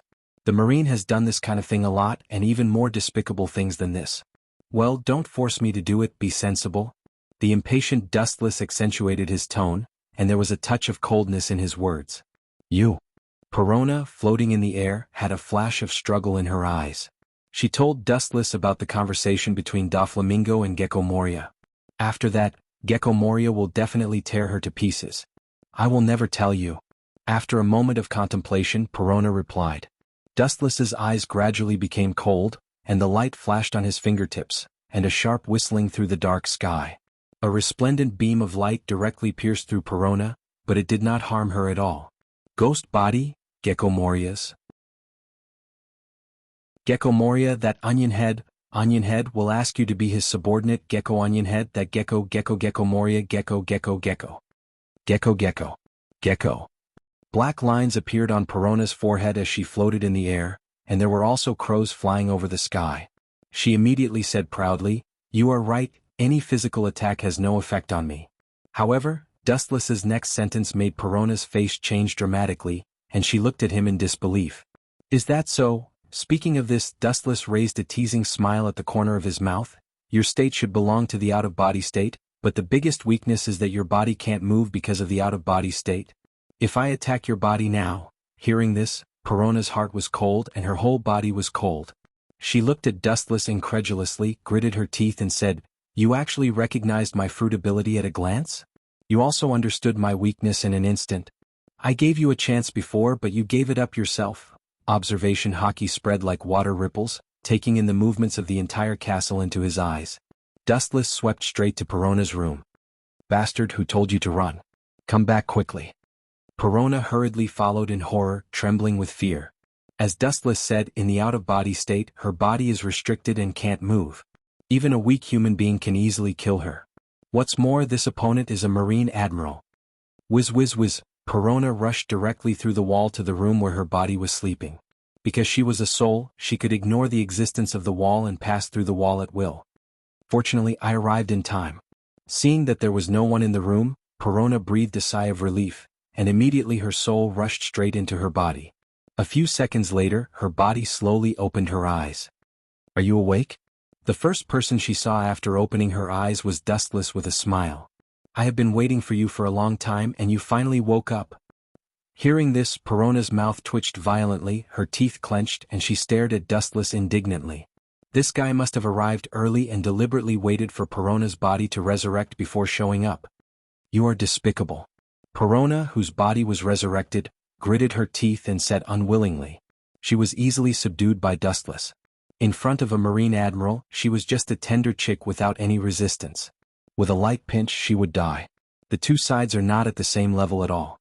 When a baby in swaddling clothes meets an adult strong man, resistance will only lead to death. Chapter 826. Perona's face was dark, and her pretty face lost its former luster. It was bleak or desperate. Between Dustless and Gecko Moria, she had no other way to go. She could only choose one and offend the other. Don't kill my patience. In fact, I can directly extract your memory but my skill is not very good, so a little mistake may turn you into an idiot. Dustless said in a half-joking, half-serious tone, full of threat. Damn it. Perona clenched her silver teeth, and her eyes kept flashing. Facing the unfathomable Marine Admiral in front of her, she was just a lonely boat in the vast ocean, and she may be swallowed at any time without leaving any residue. It seems that you really want to become an idiot. The cold palm of his hand touched Perona's face and immediately climbed up and fell on the top of her head. A mysterious force overflowed from Dustless's palm. Perona was numb all over, and she trembled uncontrollably as if she had gone mad. Dustless gave her much more fear and oppression than Gecko Moria. Goodbye. His sight turned into Rinnegan Sharingan, and the devouring power in his palm was even stronger. When he was about to forcibly extract Perona's memory, her slightly sobbing voice entered his ears. I agree to your condition, Perona said while gnashing her teeth and glaring at Wu Qin fiercely. Dustless's face was unchanged and there was endless coldness. Obviously, tears were useless to this hard-hearted man, and it was difficult to even affect him. But I have a condition. Perona looked at Dustless nervously and her eyes were pleading. You want to talk to me about conditions? Frowning, Dustless sneered in his heart. When he was about to refuse coldly, he saw Perona's nervous and pleading eyes. His tone couldn't help but stagnate. It seems that I still can't easily cut off the 7 emotions and 6 desires. With a sigh in his heart, Dustless's cold eyes also changed subtly. He didn't feel as indifferent as before and he finally had a little more human touch. Why don't you tell me? However, you better not have any illusions. I can change my mind at any time or even go back on my word and reject you. His indifferent face loosened, revealing a hint of warmth. His tone had a rare hint of gentleness. This? Perona's eyes flashed with hesitation as if she was hesitating whether to speak or not. In her opinion, Dustless would probably laugh at her ruthlessly and then coldly refuse her. After all, he could directly extract her memories. There was no need to talk too much and there was no need to add a burden like Perona. Then she remembered Moonlight Moria's coldness and ruthlessness, as well as his bloody means of dealing with traitors. Perona gritted her teeth and said, after betraying Moonlight Moria, he will definitely not let me go. I must follow you to be safe. After saying that, Perona lowered her head in embarrassment. Her exquisite jade-like hands tightly pinched the corner of her clothes. She didn't even have the courage to look at Dustless. That's it. After a while, Dustless looked at her in surprise and immediately asked softly, I have a maid who is responsible for daily life and a capable secretary. What do you think you can do? Perona's joyful face suddenly froze. She bit her lower lip tightly and even some blood stains flowed out. She suddenly realized that she seemed to have no other advantages except fighting. Dustless, as a Marine admiral, never lacked people who could fight. He himself was the predator at the top of the pyramid. Let's do this. Lowering his voice, Dustless stared at Perona and licked the dry and cracked corners of his mouth. I still lack a maid to massage my legs and shoulders. This task will be handed over to you. How about it? These harsh words entered Perona's ears and immediately ignited her flames. A large number of ghosts floated out of her body. Just as she was about to launch an attack and kill Dustless, she suddenly realized that she was stared at by a pair of emotionless mechanical eyes. Her whole mind short-circuited, and the dancing ghosts in the air also disappeared. Looking up, it was Dustless with a cold face. Want to dominate your own destiny? Sorry, that's the qualification of the strong. And you are just the one being dominated. In the past it was Gecko Moria, but now it's me. These words made Perona speechless and immediately nodded silently. Being dominated by Gecko Moria is okay. The Marine Admiral in front of her is more reliable than Gecko Moria. Boom, boom, boom. At this moment, the gloomy large hall suddenly trembled. Immediately, it burst apart and a large hole was dug out. After which, a few human figures rushed in through the hole. That group of useless guys, it seems that Moria soldiers have been defeated. But then again, the strength of this group of pirates is really good. They can even break through here. Perona said quite meaningfully. It was the Straw Hat Pirates who broke into the interior of the hall. This is normal. His grandfather is the Marine hero Vice Admiral Garp, and his father is the world's most ferocious criminal, Dorag. It's reasonable that Luffy is talented. Looking at the Straw Hat Pirates in the distance, Dustless immediately turned and merged into the dark space. Perona took a deep look at the back behind her. She did the same and gradually disappeared with Dustless. Since she chose to abandon the dark, there was no reason to continue to be Gecko Moria's subordinates. Chapter 827. In the dead secret room, Dustless was sitting leisurely on a stone chair, and Perona was standing behind him. Her face was full of dissatisfaction, and all kinds of negative emotions were clearly visible. Perona couldn't help but be angry. Dustless's requirements were too much, and his style of living was not like a Marine admiral at all. Hey. Are you kidding me? If you massage people's shoulders like this, you will be fired sooner or later. At least be a little more professional. Even if your skills are bad, you have to keep an apologetic smile on your face instead of looking like an enemy who killed your father. Aware of the strong force coming from his shoulders, Dustless couldn't help but say. Under this strong force, his body not only did not feel relaxed and happy, but it became more and more uncomfortable. I'm not going to wait. Perona angrily took away her small hands and complained. Pouting her face in anger, Perona scolded in her heart. She had never seen a person like Wu Qin who knew how to enjoy himself. The strength must be neither too heavy nor too light. It must be just right. Simply outrageous. Forget it, massage my legs. Dustless ordered with a straight face as his legs straightened. Perona heard the words and looked stiff. She heard the indifference in Dustless's tone.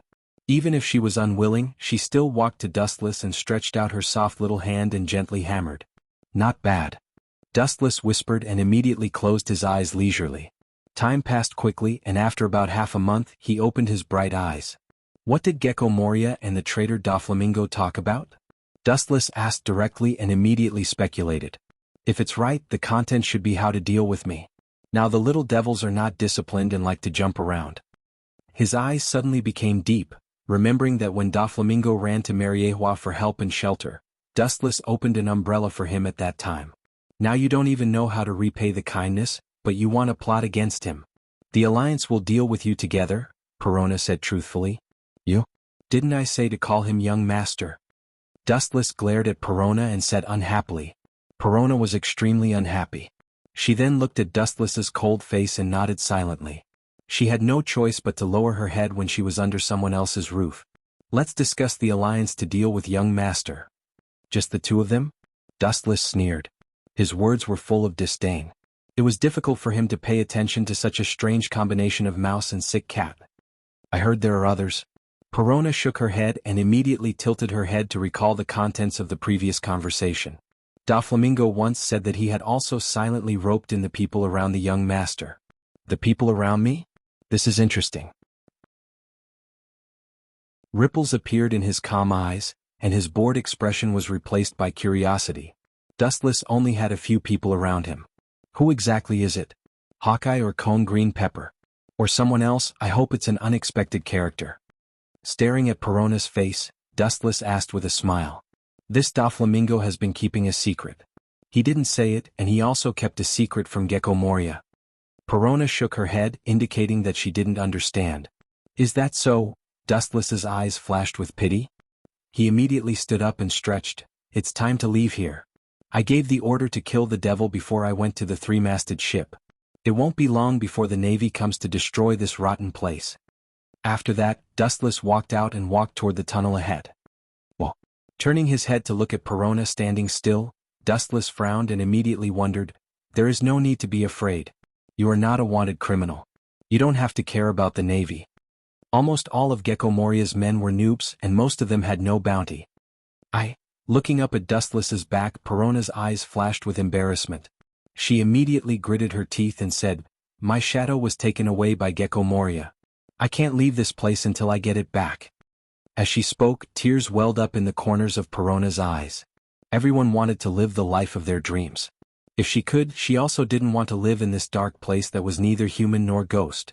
That guy is despicable enough, but his style of doing things is like this. For the so-called subordinates, he has always used them as pawns. When he joined the Shichibukai, Moria killed all his crew members and gave them to the government. Dustless explained softly and immediately walked to Perona's side and passed by her. Regardless of Perona's stunned eyes, he returned to the same way. The direction was the original room where Doflamingo and Gecko Moria discussed cooperation. Master, are you going to? Hurriedly keeping up with Dustless, Perona asked anxiously, are you going to get caught? Gecko Moria is very strong. He is one of the Shichibukai. The tone revealed deep fear and helplessness towards Gecko Moria.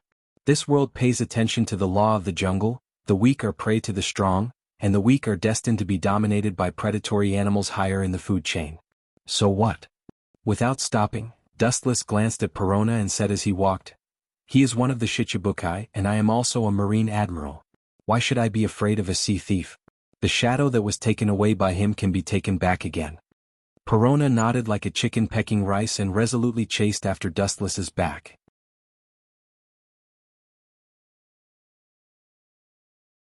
Chapter 828. In the dark corridor, two vague silhouettes were walking towards the corridor ahead. The two figures were extremely thin, and the tallest person was only about 1.75 meters. In this world where giants were flying everywhere, it was really not worth mentioning. Are you going to find trouble with Gecko Moria so casually? Catching up with Dustless, Perona asked with a strange face. Suddenly changing a boss to hit the face of the previous boss, she felt that something was wrong. She felt uncomfortable all over and she felt like a villain. To get back what belongs to you, do you have to be sneaky? His footsteps stopped. Dustless looked at Perona in confusion. To get back what belongs to you, is it necessary to be sneaky? This is a matter of course and it is necessary to do it openly. That's not it. Hearing this, Perona shook her head like a rattled drum. Suddenly turning over and stepping on the former boss under her feet, Perona always felt that it was a dream, and there was an unrealistic feeling. She was afraid that the cruel reality after waking up would make her desperate. Those guys are really stupid. The demon slaughtering order is still active. Dustless stared at the distant sea, and there was no trace of the Navy. Demon slaughtering order? What is that? Staring at Dustless's handsome face, Perona asked curiously.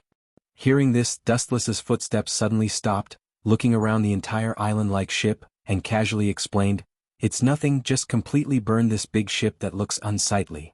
At the same time, Doflamingo also left the terrifying three-masted ship and left quietly in a submarine. He thought that no one would notice, but in fact his every move was clearly seen by Dustless. I have contacted all the people who should be contacted. I hope Gecko Moria will not disappoint. Inside the submarine, Doflamingo was lying comfortably on the sofa with his legs crossed leisurely. He hummed an unknown tune as if victory was within his grasp. Hearing this, Treble, the second in command of the Don Quixote pirates, shook his head with a wry smile and couldn't help but advise, even if you can hold Royce South's people, including his men, don't forget that he still has an ancient weapon like Pluton. Treble's tone was filled with hidden bitterness as he pointed the spearhead at Doflamingo.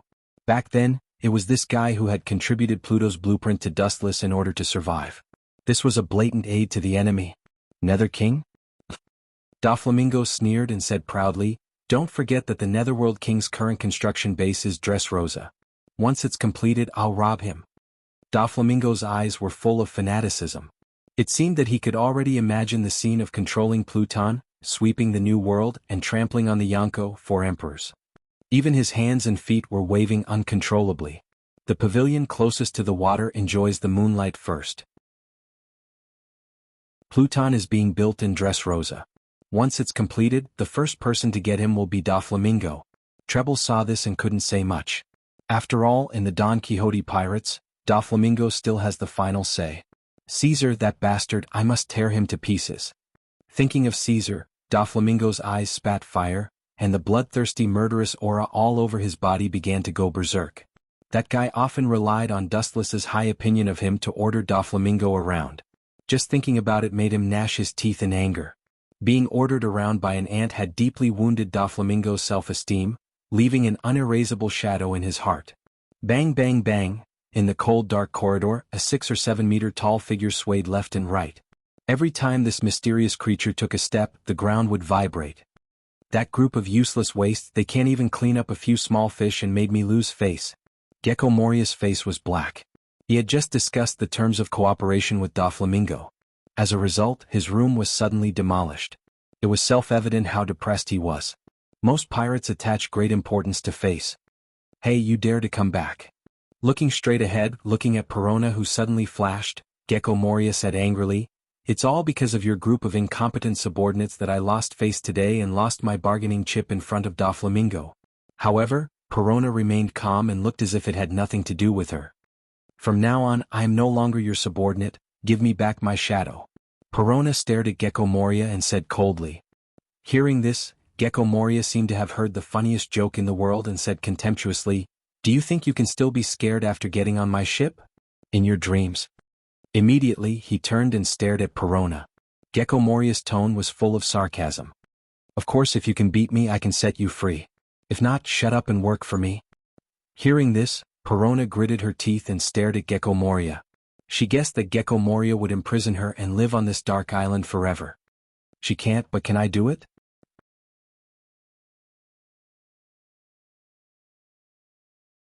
Chapter 829. The ghostly voice resounded through the void, and immediately countless photons converged. In the dark corridor, it was as dazzling as the sun for a moment. Gecko Moria subconsciously closed his eyes. Beside Perona, a large number of high-density photons condensed here and then reassembled. A young silhouette could be clearly seen. His hair was messy and his eyes were deep and sparkling. His face had an indifference that would never change. The invisible self-confidence, it seems that the operation of the general trend of heaven and earth is according to the will of the person in front of him. Marine Admiral? Wiping his eyes, Gecko Moria thought he was old and dizzy. It is no wonder that Gecko Moria is so surprised. The terrifying 3-masted ship is rarely seen. Now a Marine Admiral has inexplicably descended. How can he not be surprised? Immediately thinking of the words just now, his proud face solidified, his face turned gloomy, and he stared at Perona with a gloomy face. He almost vomited blood in his heart. No wonder she dares to be so bold. It turns out that she has hooked up with a Marine Admiral. Perona is my subordinate. Your Excellency must fight for her. She is just an ant. Gecko Moria smiled at her. In the end, he almost gnashed his teeth and roared. The hysterical roar scared Perona and she quickly hid behind Dustless. She was sure that if Dustless abandoned her, he would definitely be torn to pieces by the angry Gecko Moria. Any pirate hates traitors. Her hands instinctively grasped Dustless's arm. Perona knew that at this moment, Dustless was her only life-saving straw. If she was abandoned, she would only step into hell. There is no need to worry. Dustless gave her a comforting look, indicating that she did not need to be afraid. Perona nodded timidly but still hid behind Dustless, looking at Gecko Moria in fear. The strength of her grip on Dustless did not lessen, but became tighter and tighter. Dustless could not help but be speechless. In all fairness, he did not feel that Moonlight Moria was terrifying. He was just an ordinary member of thousands of beings. There was nothing special about him. Perona is my subordinate. Please don't meddle in other people's business. Presumably, Fleet Admiral Sengoku and Gorosei, 5 Elder Stars, don't want a gap between Shichibukai and Marine. Soon the Marine headquarters and Shichibukai will need to join forces to deal with Whitebeard. Guang Moria said solemnly, with a hint of warning in his words. Are you threatening me? Dustless narrowed his eyes into crescents. Only those who knew him well would know that the current Dustless was several times more dangerous than usual. His entire body was filled with an ominous and dangerous aura. This has nothing to do with threats. It's a fact. Guang Moria still refused to give in. Everything had a bottom line. Dustless took away his subordinate so casually. If he did not even dare to say a word, he would definitely become the laughingstock of the world in the future, and his reputation would be ruined. I thought you would use your brain to do things, but now it seems that I am naive. I overestimated your IQ. With a thick sneer on his face, Dustless taunted, from beginning to end you have made a mistake. To deal with Whitebeard, in fact, people of your level can't play a role at all. Sengoku painstakingly tried to win you over to deal with Whitebeard, but it's just to raise the momentum of Marine. Do you really think you can challenge Whitebeard with your level? Don't dream. Someone like Guang Moria can barely deal with the captain of the Whitebeard pirates. Fighting Whitebeard head-on is like a moth to a flame. Are you looking down on me? Glaring at Dustless, Guang Moria clenched his fists tightly, and his eyes were about to burst out. His tone was full of killing intent. I don't want to fight with you, but it doesn't mean that I am afraid of you. I'm not a coward like Blackbeard. Don't push your luck. Guang Moria trembled with anger. He really didn't want to fight with Dustless. Although he tried to deny it, he had to admit that this guy's strength was unfathomable.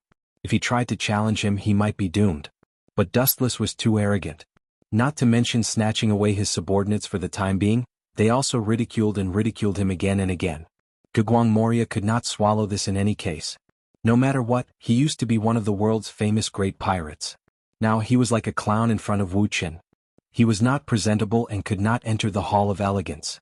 Just in a flash, the atmosphere went down sharply, full of gunpowder. As long as it was a tiny spark, it could detonate Guang Moria's gunpowder barrel. I'm also telling a fact. What you said just now, I will return it to you. Dustless said mercilessly. Immediately, his eyes suddenly turned cold, overflowing with cold light. It seems that if I don't teach you a lesson, you won't jump out of Perona's shadow? That's good. I will show you a little. Otherwise, it will be difficult for you to understand the meaning of my previous words. Open your eyes and see clearly. The gap between us is so big. With a bright light, Dustless disappeared in an instant, flashing toward Guang Moria. In the same place, only Perona, who was unaware of it, was left. Shadow Magician. A monster composed entirely of shadows condensed in an instant, and it was exactly the same size as Guang Moria. This is one of my moves. Can be used for defense and attack. If you want to hit me, you have to fight him first. Guang Moria laughed wildly. Fight? What are you dreaming about? This is just an unequal war, a one-sided annihilation. Crack. The shadow that gave him high hopes was easily torn apart by Dustless in less than a second. It was so simple that it was no different from tearing paper scraps. Chapter 830. Gecko Moria's eyes were dull and he couldn't believe that the shadow was torn apart and destroyed in an instant. His head was blank like a paste. It was the first time in his life that the shadow was destroyed so easily. Therefore he was in a trance. Laser. The moment the golden flash touched Gecko Moria, he barely reacted. Shadow Warrior. A shadow with the same size and appearance as Gecko Moria rose from the ground and once again blocked in front of him, resisting the attack of the light beam. Boom boom boom. Ka ka ka. The flash burst and the hot wave of fire swallowed the entire shadow.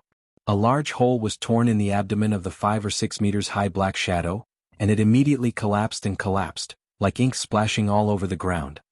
The shadow was defeated so easily? Looking at the black stains in disbelief, Moria felt that he was dreaming. This kind of thing, it would be strange if it works. As I said before, this is an unequal war. From the beginning, this is destined to be a unilateral annihilation. You have no chance of winning. The affirmative tone announced that Gecko Moria was destined to be defeated, just like God's will. Don't talk nonsense, I want to see how big the gap between Shichibukai and Admiral is. Gecko Moria argued with a red face. The shadow on the ground was strangely suspended in the air, and immediately twisted rapidly. Suddenly, it turned into countless black bats, biting toward Dustless and Perona. Scattered bats. Tens of thousands of bats flew over continuously. Their mouths were wide open, revealing sharp fangs that could easily tear a human's bones apart. Have you run out of ideas? Only this kind of boring trick is left. Taking a step forward, looking at the large number of shadow bats in front of him, Dustless sneered, his eyes widened and invisible ripples spread. Buzz. The mysterious force broke out of his body and turned into an intangible wave. Where it passed, the buildings were cracked and the shadow bats galloping were all annihilated. Gecko Moria was shocked and the mysterious wave just now also brushed his body. He stretched out his mentality of being unable to resist, and even absurdly wanted to kneel down and surrender. Was that Haushikuhaki? The hair all over his body stood up uncontrollably. Moonlight Moria's body was still trembling slightly. If one looked closely, one would find that his body was crushed. He was just bent over and looked at the ground with a blank face. Just now, the Haushikuhaki that almost crushed the entire castle has obviously reached the point of perfection, and the huge deterrent is enough to rewrite the natural environment, and even the sky can be crushed. Courtesy demands reciprocity. Since you've finished your attack, it's my turn. Without waiting for Moonlight Moria to react, Dustless disappeared in an instant. When his body flashed again, he was already infinitely close to Moonlight Moria's face, followed by his shins full of flashes. Lightspeed kick. In an instant, the light became dozens of times more dazzling than before, and it was filled with a strong destructive power. The speed of light was beyond human understanding. By the time Gecko Moria realized it, he had already made defensive preparations, but the effect was still minimal. Boom boom boom, the huge body was impacted by the flash, and after a moment of stalemate, Moonlight Moria flew out and was forced to fly hundreds of feet away, and during that time he also smashed several walls. Even the stone pillars supporting the castle were smashed and destroyed, and it was possible to tilt and collapse at any time. It hurts, ouch! Screams resounded through the dark void. Moonlight Moria grimaced in pain. He was covered in blood, and his belly, which was attacked by Dustless's lightspeed kick, was obviously scorched and sunken. Even though Dustless's height and Moonlight Moria's were worlds apart, the difference in strength between the two was also worlds apart. Do you understand now? This is the gap between us. People of your level are decades too early to deal with Whitebeard. Although Moonlight Moria's strength is good, if he wants to have an effect on Whitebeard, he must reach the level of a Marine Admiral. The current Moonlight Moria is obviously not enough. Scattered bats. The dense bats once again swept out of his body, and the direction locked was Dustless. Same old trick? Just boring. Looking at the flying bats with a blank face, Dustless did not hide. He thought that these bats were used to attack, and then he would use his elementalization to avoid them. He did not expect the situation to take a turn for the worse. Shadow box. With Moria's order, countless shadow bats directly melted and turned into a black cage, trapping Dustless in it. Ah. Now you can't move dash, Poochie. The sharp cold light cut through the void, and the golden afterimage that had not yet retreated could be seen. The castle was suddenly lit up, and looking at it, a sharp sword easily penetrated the black shadow cage. Dustless walked out of it like taking a stroll, his eyes did not change, and the time from start to finish was less than a second. Even if you are a slow idiot, you have to have a limit. The gap between us, you can never surpass or make up for it. My realm, the probability of you reaching it is 0.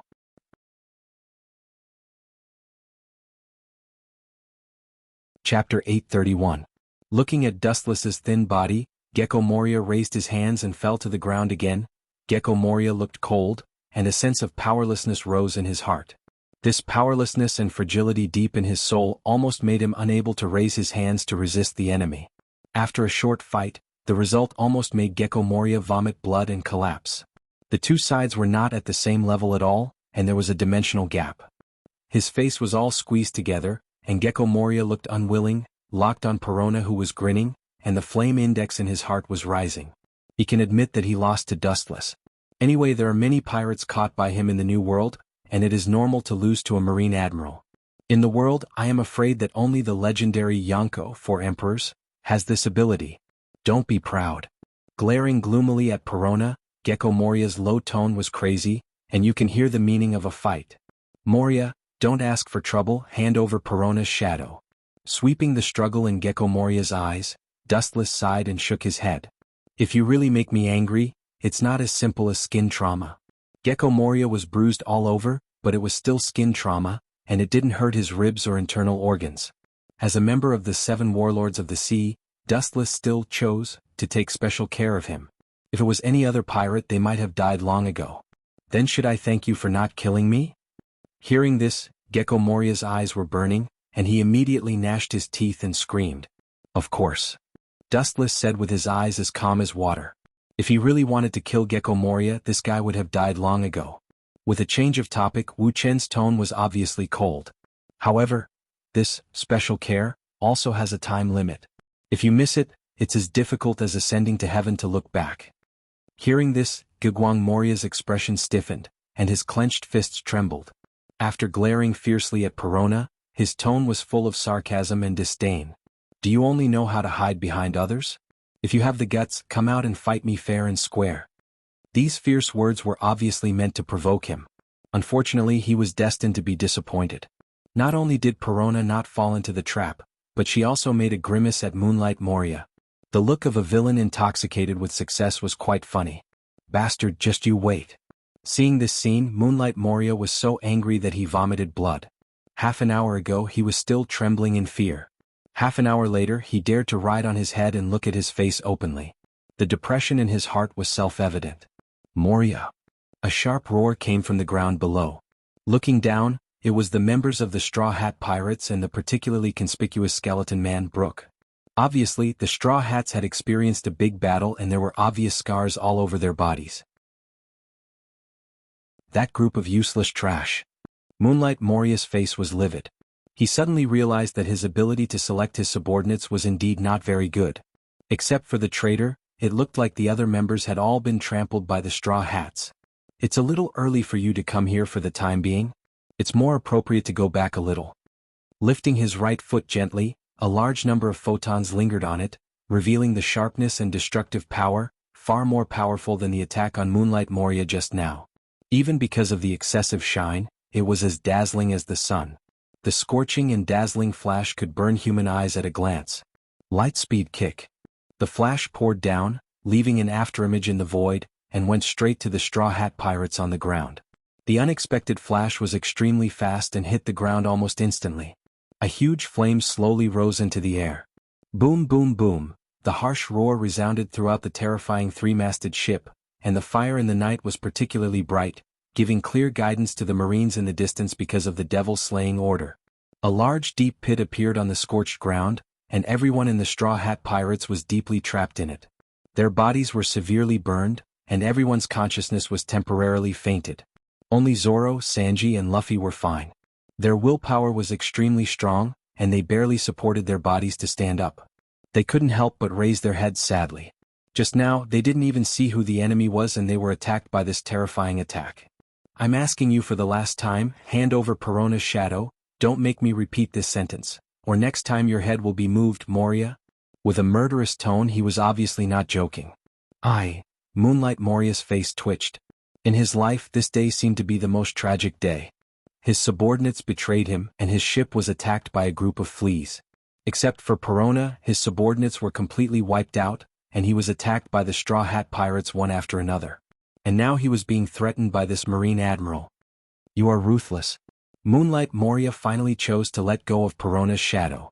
The only end for him to go against Dustless is death. He can only bury this unforgettable hatred deep in his heart. When he meets Doflamingo in the future, this blood feud will be repaid with interest, and it will be impossible for him to forget it. A black shadow swept out of Moonlight Moria's body and went straight to Perona. Chapter 832. The black shadow drilled into Perona's body, and the shadow that had disappeared for many years reappeared. Perona waved her arms excitedly like a little girl. It's just an ant. Why do you not hesitate to fight against Shichibukai? It's not good for you as a Marine. Gecko Moria asked in a low voice. Anyone would think twice about offending Shichibukai for a worthless little girl. It's simple. It seemed that Gecko Moria didn't understand such a simple question. Dustless showed a helpless expression. No way, keeping promises is my biggest shortcoming. Let's go. Immediately, regardless of Yu Guang Moria's astonished eyes, Dustless leisurely turned around and simply ignored his existence and left. Perona nodded gently and secretly looked at Gecko Moria, who was angry but didn't dare to speak. Her heart was violently shocked, like a stormy sea that could never be calm. Following Gecko Moria for many years, Perona witnessed Gecko Moria's coldness. He was an existence that killed people without blinking. Others in front of him were like insects trembling. Now Gecko Moria was the opposite. In front of Dustless, his identity was changed and he became a weak insect. You think you can escape from Laozi's claws? You will look good in the future. Looking at Wu Chen's back, even though he was close at hand in Moonlight Moria's eyes, he was too far away to catch up. It won't be long before you look good. Gecko Moria roared ferociously from the bottom of his heart. His whole body erupted with astonishing hostility, as terrifying as a ghost. At first he hesitated whether to cooperate with Doflamingo to deal with Dustless, but now it seems imperative. That kind of character, if you want to surpass him with your own efforts, you can do it in your dreams. Gecko Moria muttered and remembered what Doflamingo said at the time. At that time he thought it was a joke, but now it seems that it is true. The cooperation with a hesitant attitude has now become affirmation. As a pirate, you can either become the king of 10,000, or be suppressed forever, unable to raise your head. Apart from these two roads there is no other way to go. Why don't you kill him? Perona held the pink parasol and stared at Wu Qin, who was calm and composed. She asked puzzledly. With those people taking care of it, we don't need to worry. Dustless pointed at the straw hats and left. Them? Perona's face was full of doubts. Although the group of people's fighting power and willpower were amazing, they were barely able to deal with Shichibukai, and they were even setting themselves on fire. Pure combat power doesn't mean anything. What's more, several of them together are not much worse than Emolia. Dustless was too lazy to talk nonsense. No matter what the reason was, it was an indisputable fact that the Straw Hats had crushed Moonlight Moria. At the same time, about an hour later, a huge figure also quietly boarded the terrifying three-masted ship, thinking that no one would notice it. This person's height was no less than Moonlight Moria's. The only difference was that Moonlight Moria was dressed as a bat, while the mysterious visitor was dressed as a bear. Since it's the son of Dolag, even if he can't defeat Moonlight Moria, he should be able to hold on for a while. The mysterious man exhaled a cold breath and his voice was as cold and emotionless as a machine. With the faint light and shadow, the huge shadow emerged. With the title of Tyrant, and one of the Shichibukai, Bartholomew Kuma. Yo Kuma. The sudden voice came into his ear. Kuma's mechanical face was stunned and he immediately turned around. This is Moria's territory, what are you doing here? Don't talk to me in this commanding tone. My legs are on my body and it's my freedom to go wherever I want, but you? His sharp eyes could penetrate people's minds. Dustless said with a smile, I want to hear your reason for coming to the three-masted ship. Hearing this, Kuma looked stiff and immediately said, I am Shichibukai. It is my duty to help the government catch pirates. The world is going downhill. I haven't seen you for many years and you are so good at lying. Help the government catch pirates? This kind of funny joke is useless to deceive a 3-year-old child. Looking directly at Kuma's eyes under his glasses, Dustless said Kuma's purpose. You want to say to catch the Straw Hat Pirates? I think it's the opposite. After hearing that I landed on the three-masted ship, you couldn't wait to come here. You were afraid that I would kill all the Straw Hat Pirates, so you found time to help them escape. This is just your baseless speculation. Kuma said with a blank face. His voice was no different from steel and always remained indifferent. Although most of his body was transformed, he still maintained his consciousness. Glancing at Kuma, Dustless couldn't help but feel funny. Luffy was the son of Dolag and the people in the world who knew it were probably less than 5. As a unique transmigrator, Dustless was clear about it. Therefore, Kuma said that he was going to catch the Straw Hat Pirates, but he was actually looking for a chance to let them escape. Chapter 833. In Bear's serious eyes, Dustless's guess was just baseless. There was no evidence. To put it bluntly, it was just nonsense. Do you think all this is a coincidence? Wu Qin didn't get angry. He just asked calmly with a light tone. After living for nearly half a century, he had long developed the mentality of not changing his expression in the face of anything. If I remember correctly, Dalek's full name is Manchi Di, Dalek, and Straw Hat Luffy's surname is also Manchi. Do you think all this is an accident? And you used to be a high-level cadre of the Revolutionary Army, and now you inexplicably came to the island where Straw Hat Luffy is hovering? Isn't all this a bit too coincidental? Looking deeply at the tyrant bear whose expression didn't change, Wu Qin said earnestly. His lowered tone obviously meant something. How could this guy know this? Even though the whole person's face is still unchanged, Tyrant Bear's heart is actually in a stormy situation. Dustless is not only right, but he even knows some things better than him. Even though most of its body had been transformed into a machine, Tyrant Bear was still sweating coldly at this moment, and its whole body was cold. It gave him an illusion that Wuchen in the past was also a high-level member of the Revolutionary Army. Like I said before, these are all your personal conjectures. Sorry, sometimes some things are so coincidental, don't make wild guesses, I just came here to catch Straw Hat. As for whether he can escape or not, it depends on Straw Hat's ability. Tyrant Bear is also a big pirate who has lived for decades, so he quickly calmed down. His voice is still unchanged and his tone is always the same as before. You're really stubborn. But it doesn't matter. Anyway, it has nothing to do with me. Wu Qin said casually as if it had nothing to do with him. Bear, maybe you don't know one thing. Dustless's serious face suddenly changed and he said to Bear with a smile, before coming I unfortunately met a group of Straw Hat pirates and almost killed them. After that, Dustless watched Bear's every move. Although Bear hit it very cleverly, Dustless clearly saw that his fist suddenly loosened. Is that all you want to say? Bear pretended to be calm and asked. The corner of his mouth twitched, but Wu Qin saw it clearly. Of course not, Moria was gnashing his teeth against Straw Hat pirates and you know the consequences.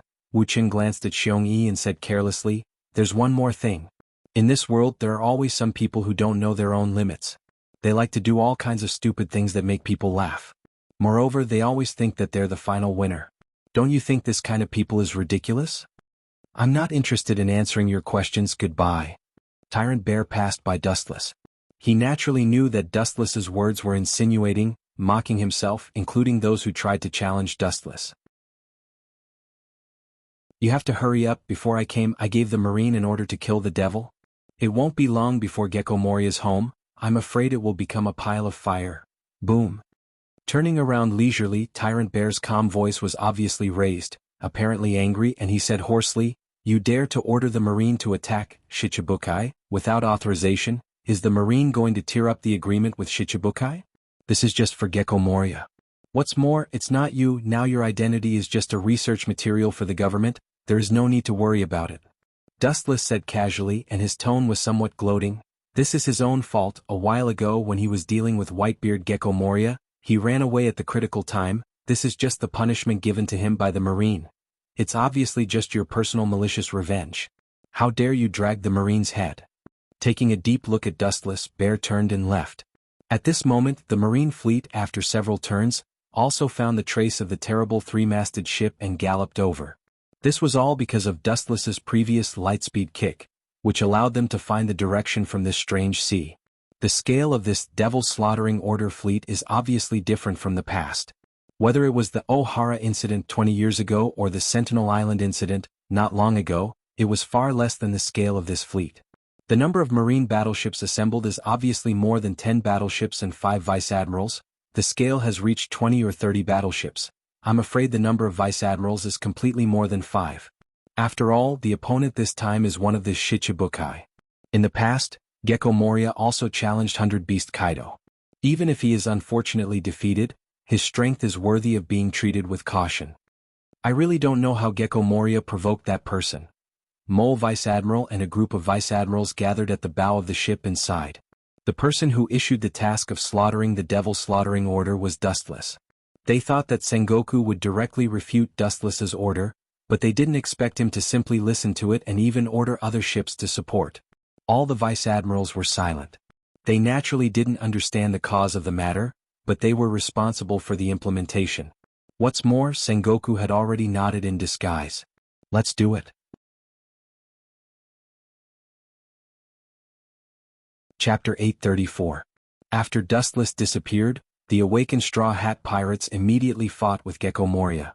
Luffy, who reported the love index, vowed to take back the shadow for Brook and he would not break his promise. After a lot of hard work, the entire pirate group was almost crippled, and they defeated Gecko Moria. Only Zoro and Sanji barely kept their consciousness in the entire pirate group, and everyone else almost fainted. Of course, Robin was pretending to be asleep. You actually defeated Gecko Moria.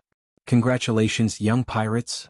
The voice of surprise came quietly, and Zoro and Sanji both had goosebumps all over their bodies. The two looked at each other in horror and could see the horror in each other's eyes. The owner of this mysterious voice, maybe if he wanted to kill the two of them just now, his body would have been separated by now. The two of them looked for the source of the voice in unison, and what they saw was a behemoth at least 5 or 6 meters tall, dressed quite similar to Big Bear, holding a book in his hand, expressionless like a sculpture. He looked at Zoro and Sanji with a condescending gaze. Worthy of being your son, Dorag? Staring at the unconscious Luffy, Bear nodded with satisfaction and immediately looked at Zoro and Sanji, and his eyes with glasses flashed. Who are you? Zoro's tachi was unsheathed and he looked at Tyrant Bear warily, smelling an unprecedented danger and oppression. The cigarette but in Sanji's hand was also pinched out, and he was also meticulously guarded against Tyrant Bear, smelling an unprecedented ominous aura from him. Far more terrifying than Gecko Moria. I am one of the Shichibukai, like Gecko Moria and Crocodile, who was defeated by you before. Tyrant Bear suddenly sat on the ground and carefully flipped through the book in his hand, ignoring the nervous Zoro and Sanji, and said to himself, "This time, I was ordered to catch you." You don't need to say this, I guessed it. Sanji and Zoro said in unison, the Shichibukai that have appeared at present are their enemies, plus this bear-like creature in front of them. This is already the third. The first two are Crocodile and Gecko Moria. Is that so? The book he was reading suddenly closed and Tyrant Bear stood up. First, let me introduce myself. My name is Bartholomew Bear. Do it. Don't expect me to let you go like Lewis South. Bear's tone was low, and there was already a transparent air shield floating in his hand. Obviously he was serious. Although these people's strength was not bad for the time being, in the new world where there were so many strong people, they were at most considered beginner-level rookies. This could also be considered a form of training. Lewis South? Who is that guy? Zoro and Sanji looked at each other and looked at the Tyrant Bear in confusion. You don't even know his name. But that's right, it's still too early for half-baked people like you to touch his domain. Dustless's figure floated in his eyes as Tyrant Bear explained. The person who severely injured you was actually Royce South, but he seemed to have left the three-masted ship due to some other matters. Why did he deliberately let us go? Zoro and Sanji didn't understand. In their pirate group there was no relative of Dustless. Bear's voice was surprised and he immediately said, "Deliberately let you go? Don't you understand?" Bear's tone was filled with sadness and pity, as well as undisguised sneer and contempt. Will the giant that supports the sky be as ignorant as Littlefinger? Don't think that you are strong. In fact, you are not even qualified to fill the gaps between his teeth. He mercilessly attacked several people and there was a deep sneer in his words. These merciless words made Zoro and Sanji clench their fists and deeply hurt their self-esteem, making the two of them stare at Tyrant Bear, full of killing intent. You just worked so hard to kill Gecko Moria. Looking at Gecko Moria, who had fainted in the distance, Tyrant Bear pointed to him and said, "As long as that person wants to, I guess he can kill Gecko Moria in an instant." Tyrant Bear said bluntly, and immediately remembered Dustless's strange eyes. Maybe you don't have to do it. That man's most powerful thing is not physical attack. His mysterious eyes may be just a casual glance at Gecko Moria and he can easily kill him in seconds. There is no need to do it at all. These words are not alarmist talk. Tyrant Bear once tasted the horror of Dustless's dojutsu. His strange abilities are almost impossible to guard against. You have seen the tip of the iceberg of Royce South before, or when he fought against you before, the power he showed was limited to the human period. Sanji frowned when he heard this and immediately mocked. Only limited to the human period? You say that as if he is a god. Hearing this, Tyrant Bear shook his head gently and said, "I'm just making an analogy, but one thing is undeniable. He has not aged for more than 10 years and his strength is as deep as a black hole. He is indeed a godlike enemy. The passage of time is the natural enemy of any creature. Even a strong man like Whitebeard can't escape the erosion of time. After a long time, his body will gradually age. Dustless, on the other hand, has escaped the devastation of time and has always maintained the young appearance of 17 or 18 years old, and has not changed for more than 10 years. Don't think it's incredible, I have tasted his peerless talent."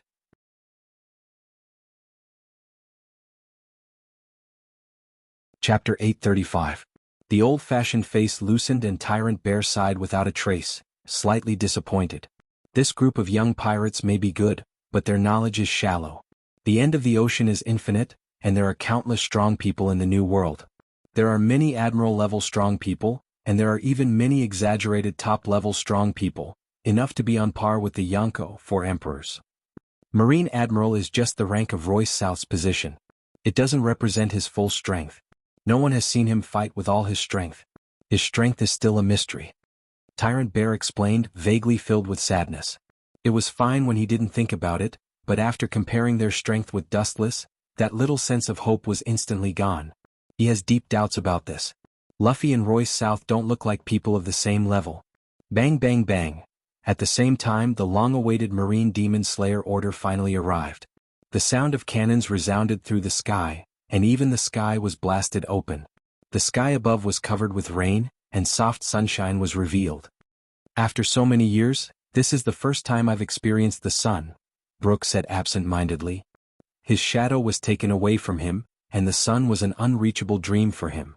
The dense sound of cannons engulfed the entire giant ship, setting off a flash of fire.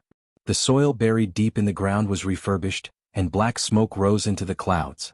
The hell-like three-masted ship was even more dead. Demon Slayer order. It's just us. Tyrant Bear looked calm and his performance was unusually dull. This kind of intensive bombardment is limited to ordinary humans, and it is harmless to pirates with strength of more than 100 million.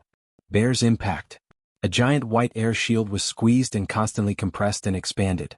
Then the void suddenly trembled and made bursts of whining. A violent shock wave spread and the air shield burst instantly. Ka. The cannonballs that flew within a few hundred meters were impacted by the white air wave and exploded directly before they hit the ground, forming a large vacuum area. Even the low hills in the distance collapsed under the impact. Is this the extent of his strength? So powerful? When Sanji and Zoro saw this scene, their eyes widened. This destructive power was exactly what the Straw Hat Pirates were looking for. In the hands of the Tyrant Bear, it was as simple as eating and drinking. However, even so, this man with unfathomable strength still showed fear and admiration when he talked about Dustless. Unlike the Straw Hats who knew nothing, Tyrant Bear knew that Dustless was an extreme existence. The only people who could be on par with him were the 5 people from the world government. 10 days later, at the Sabaody archipelago. It had been about 10 years since he last came here. Dustless strolled along a small path with an elegant environment. Behind him, Perona floated in the air like a fairy. Both of them held a bounty list and newspapers in their hands. Bang! A dull noise entered his ears. Dustless was slightly stunned and immediately looked up.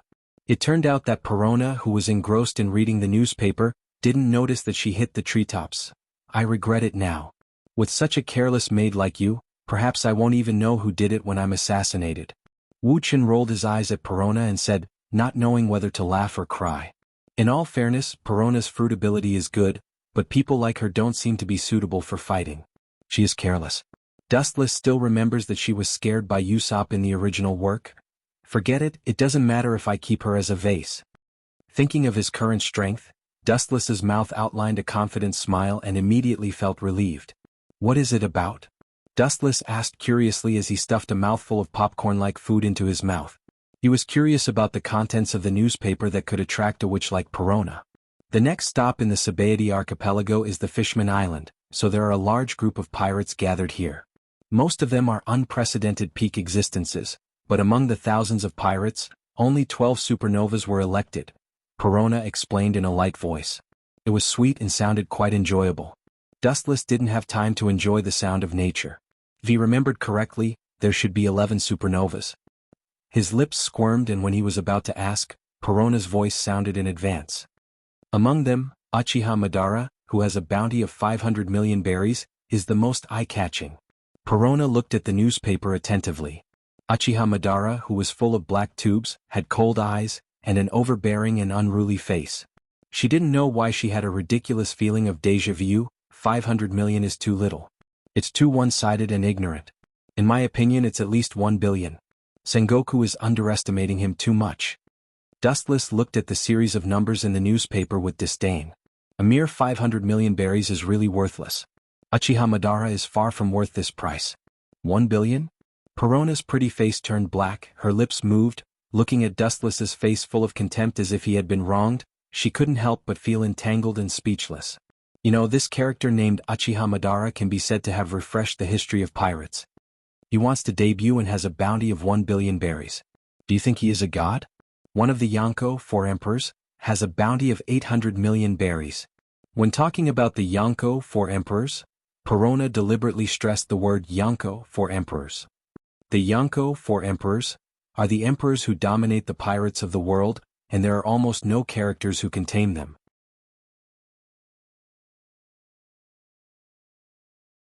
Chapter 836. Looking at Perona faintly, Dustless was indifferent to the Yonko, 4 emperors, in her words. His eyes were as calm as water, and it was difficult to stir up a weak ripple. To put it nicely, it was the Yonko, 4 emperors, who ruled the world. To put it bluntly, it was just a big bullying. The captain of the Straw Hat Pirates and the green-haired man are among the 11 supernovas.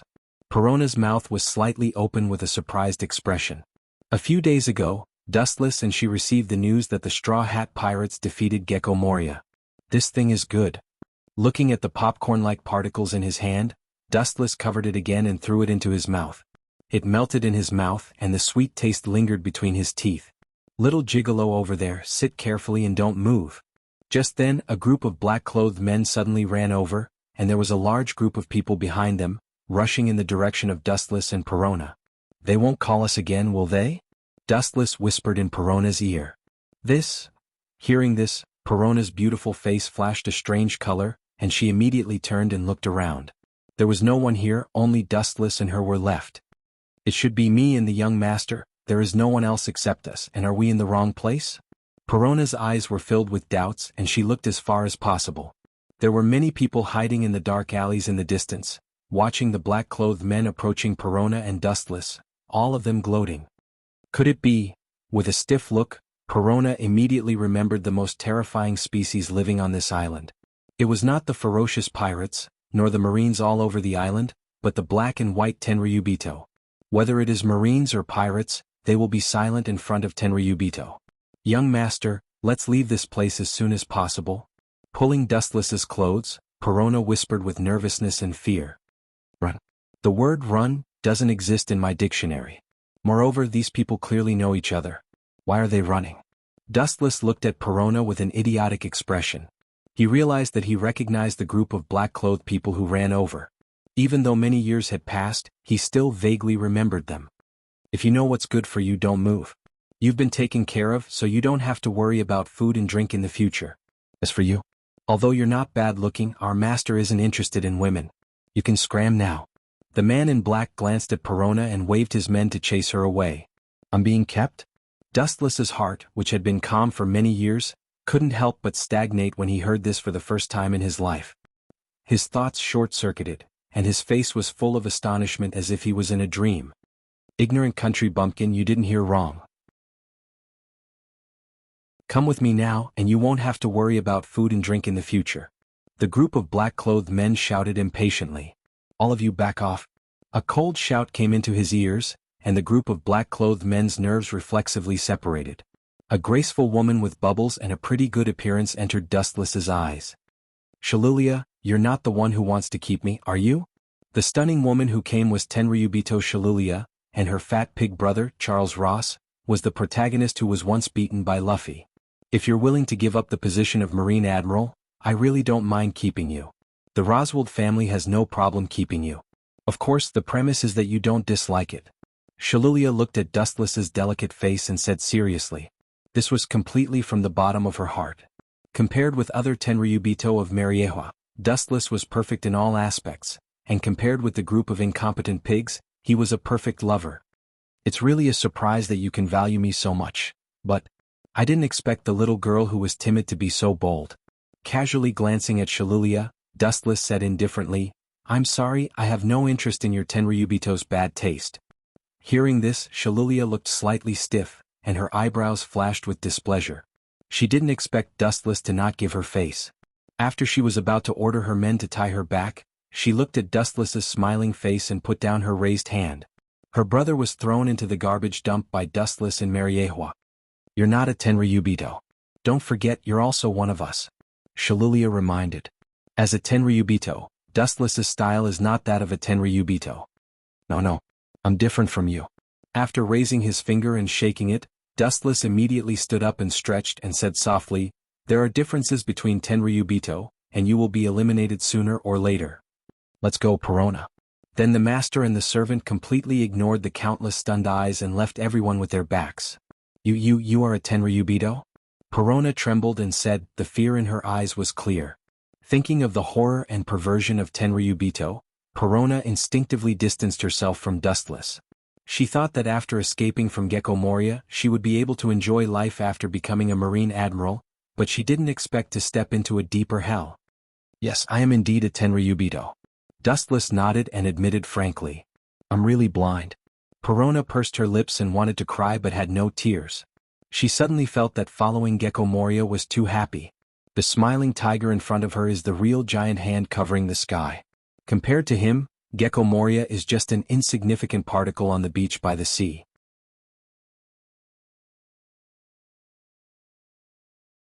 Chapter 837. Carulia Palace. A group of black-clothed men shivered and lowered their heads in shame. The cold sweat on their foreheads almost condensed into raindrops.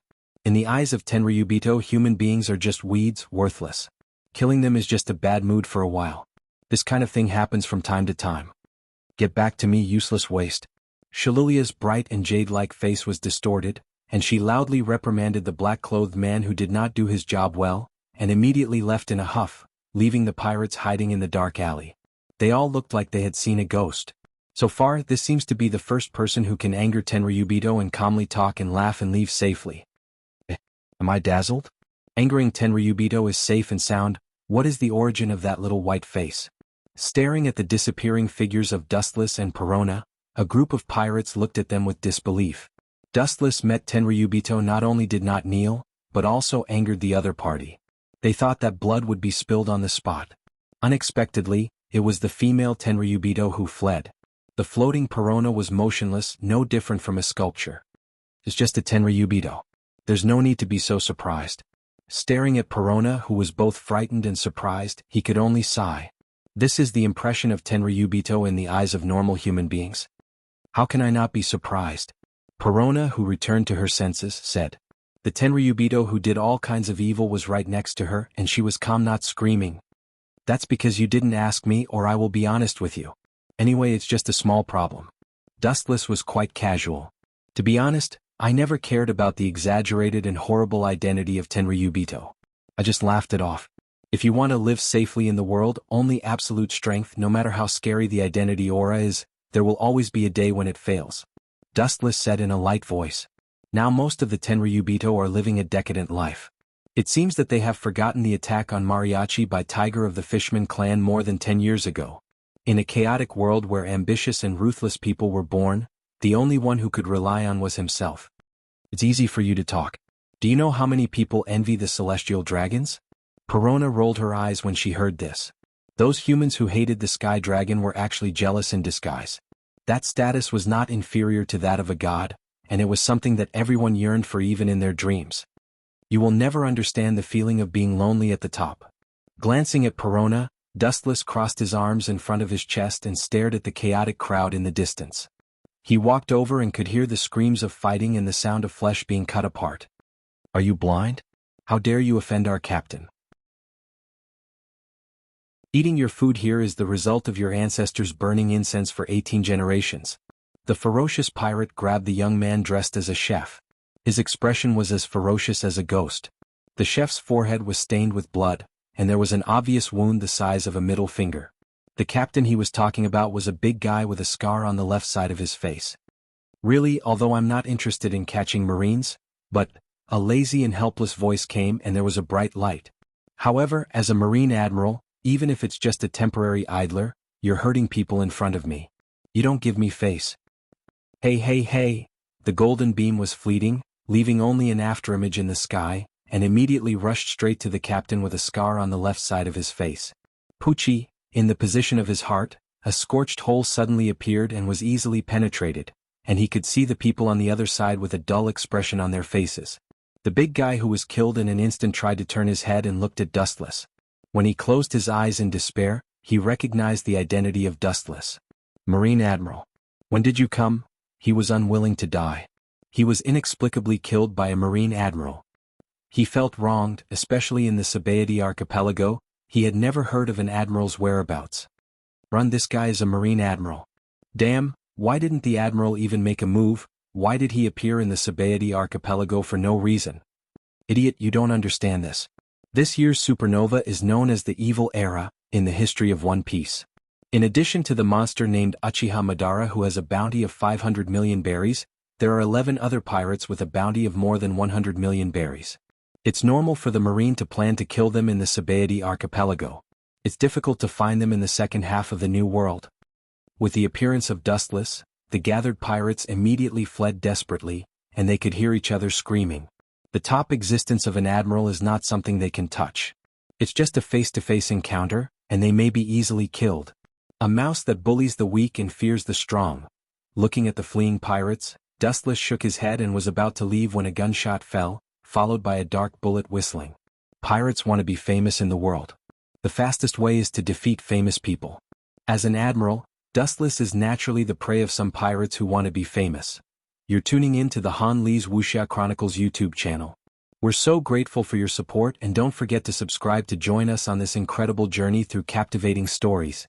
Your generosity through donations truly makes a world of difference, as it's the primary source of revenue that allows me to expand and enhance this channel for you. Thank you from the bottom of my heart for being a part of this adventure.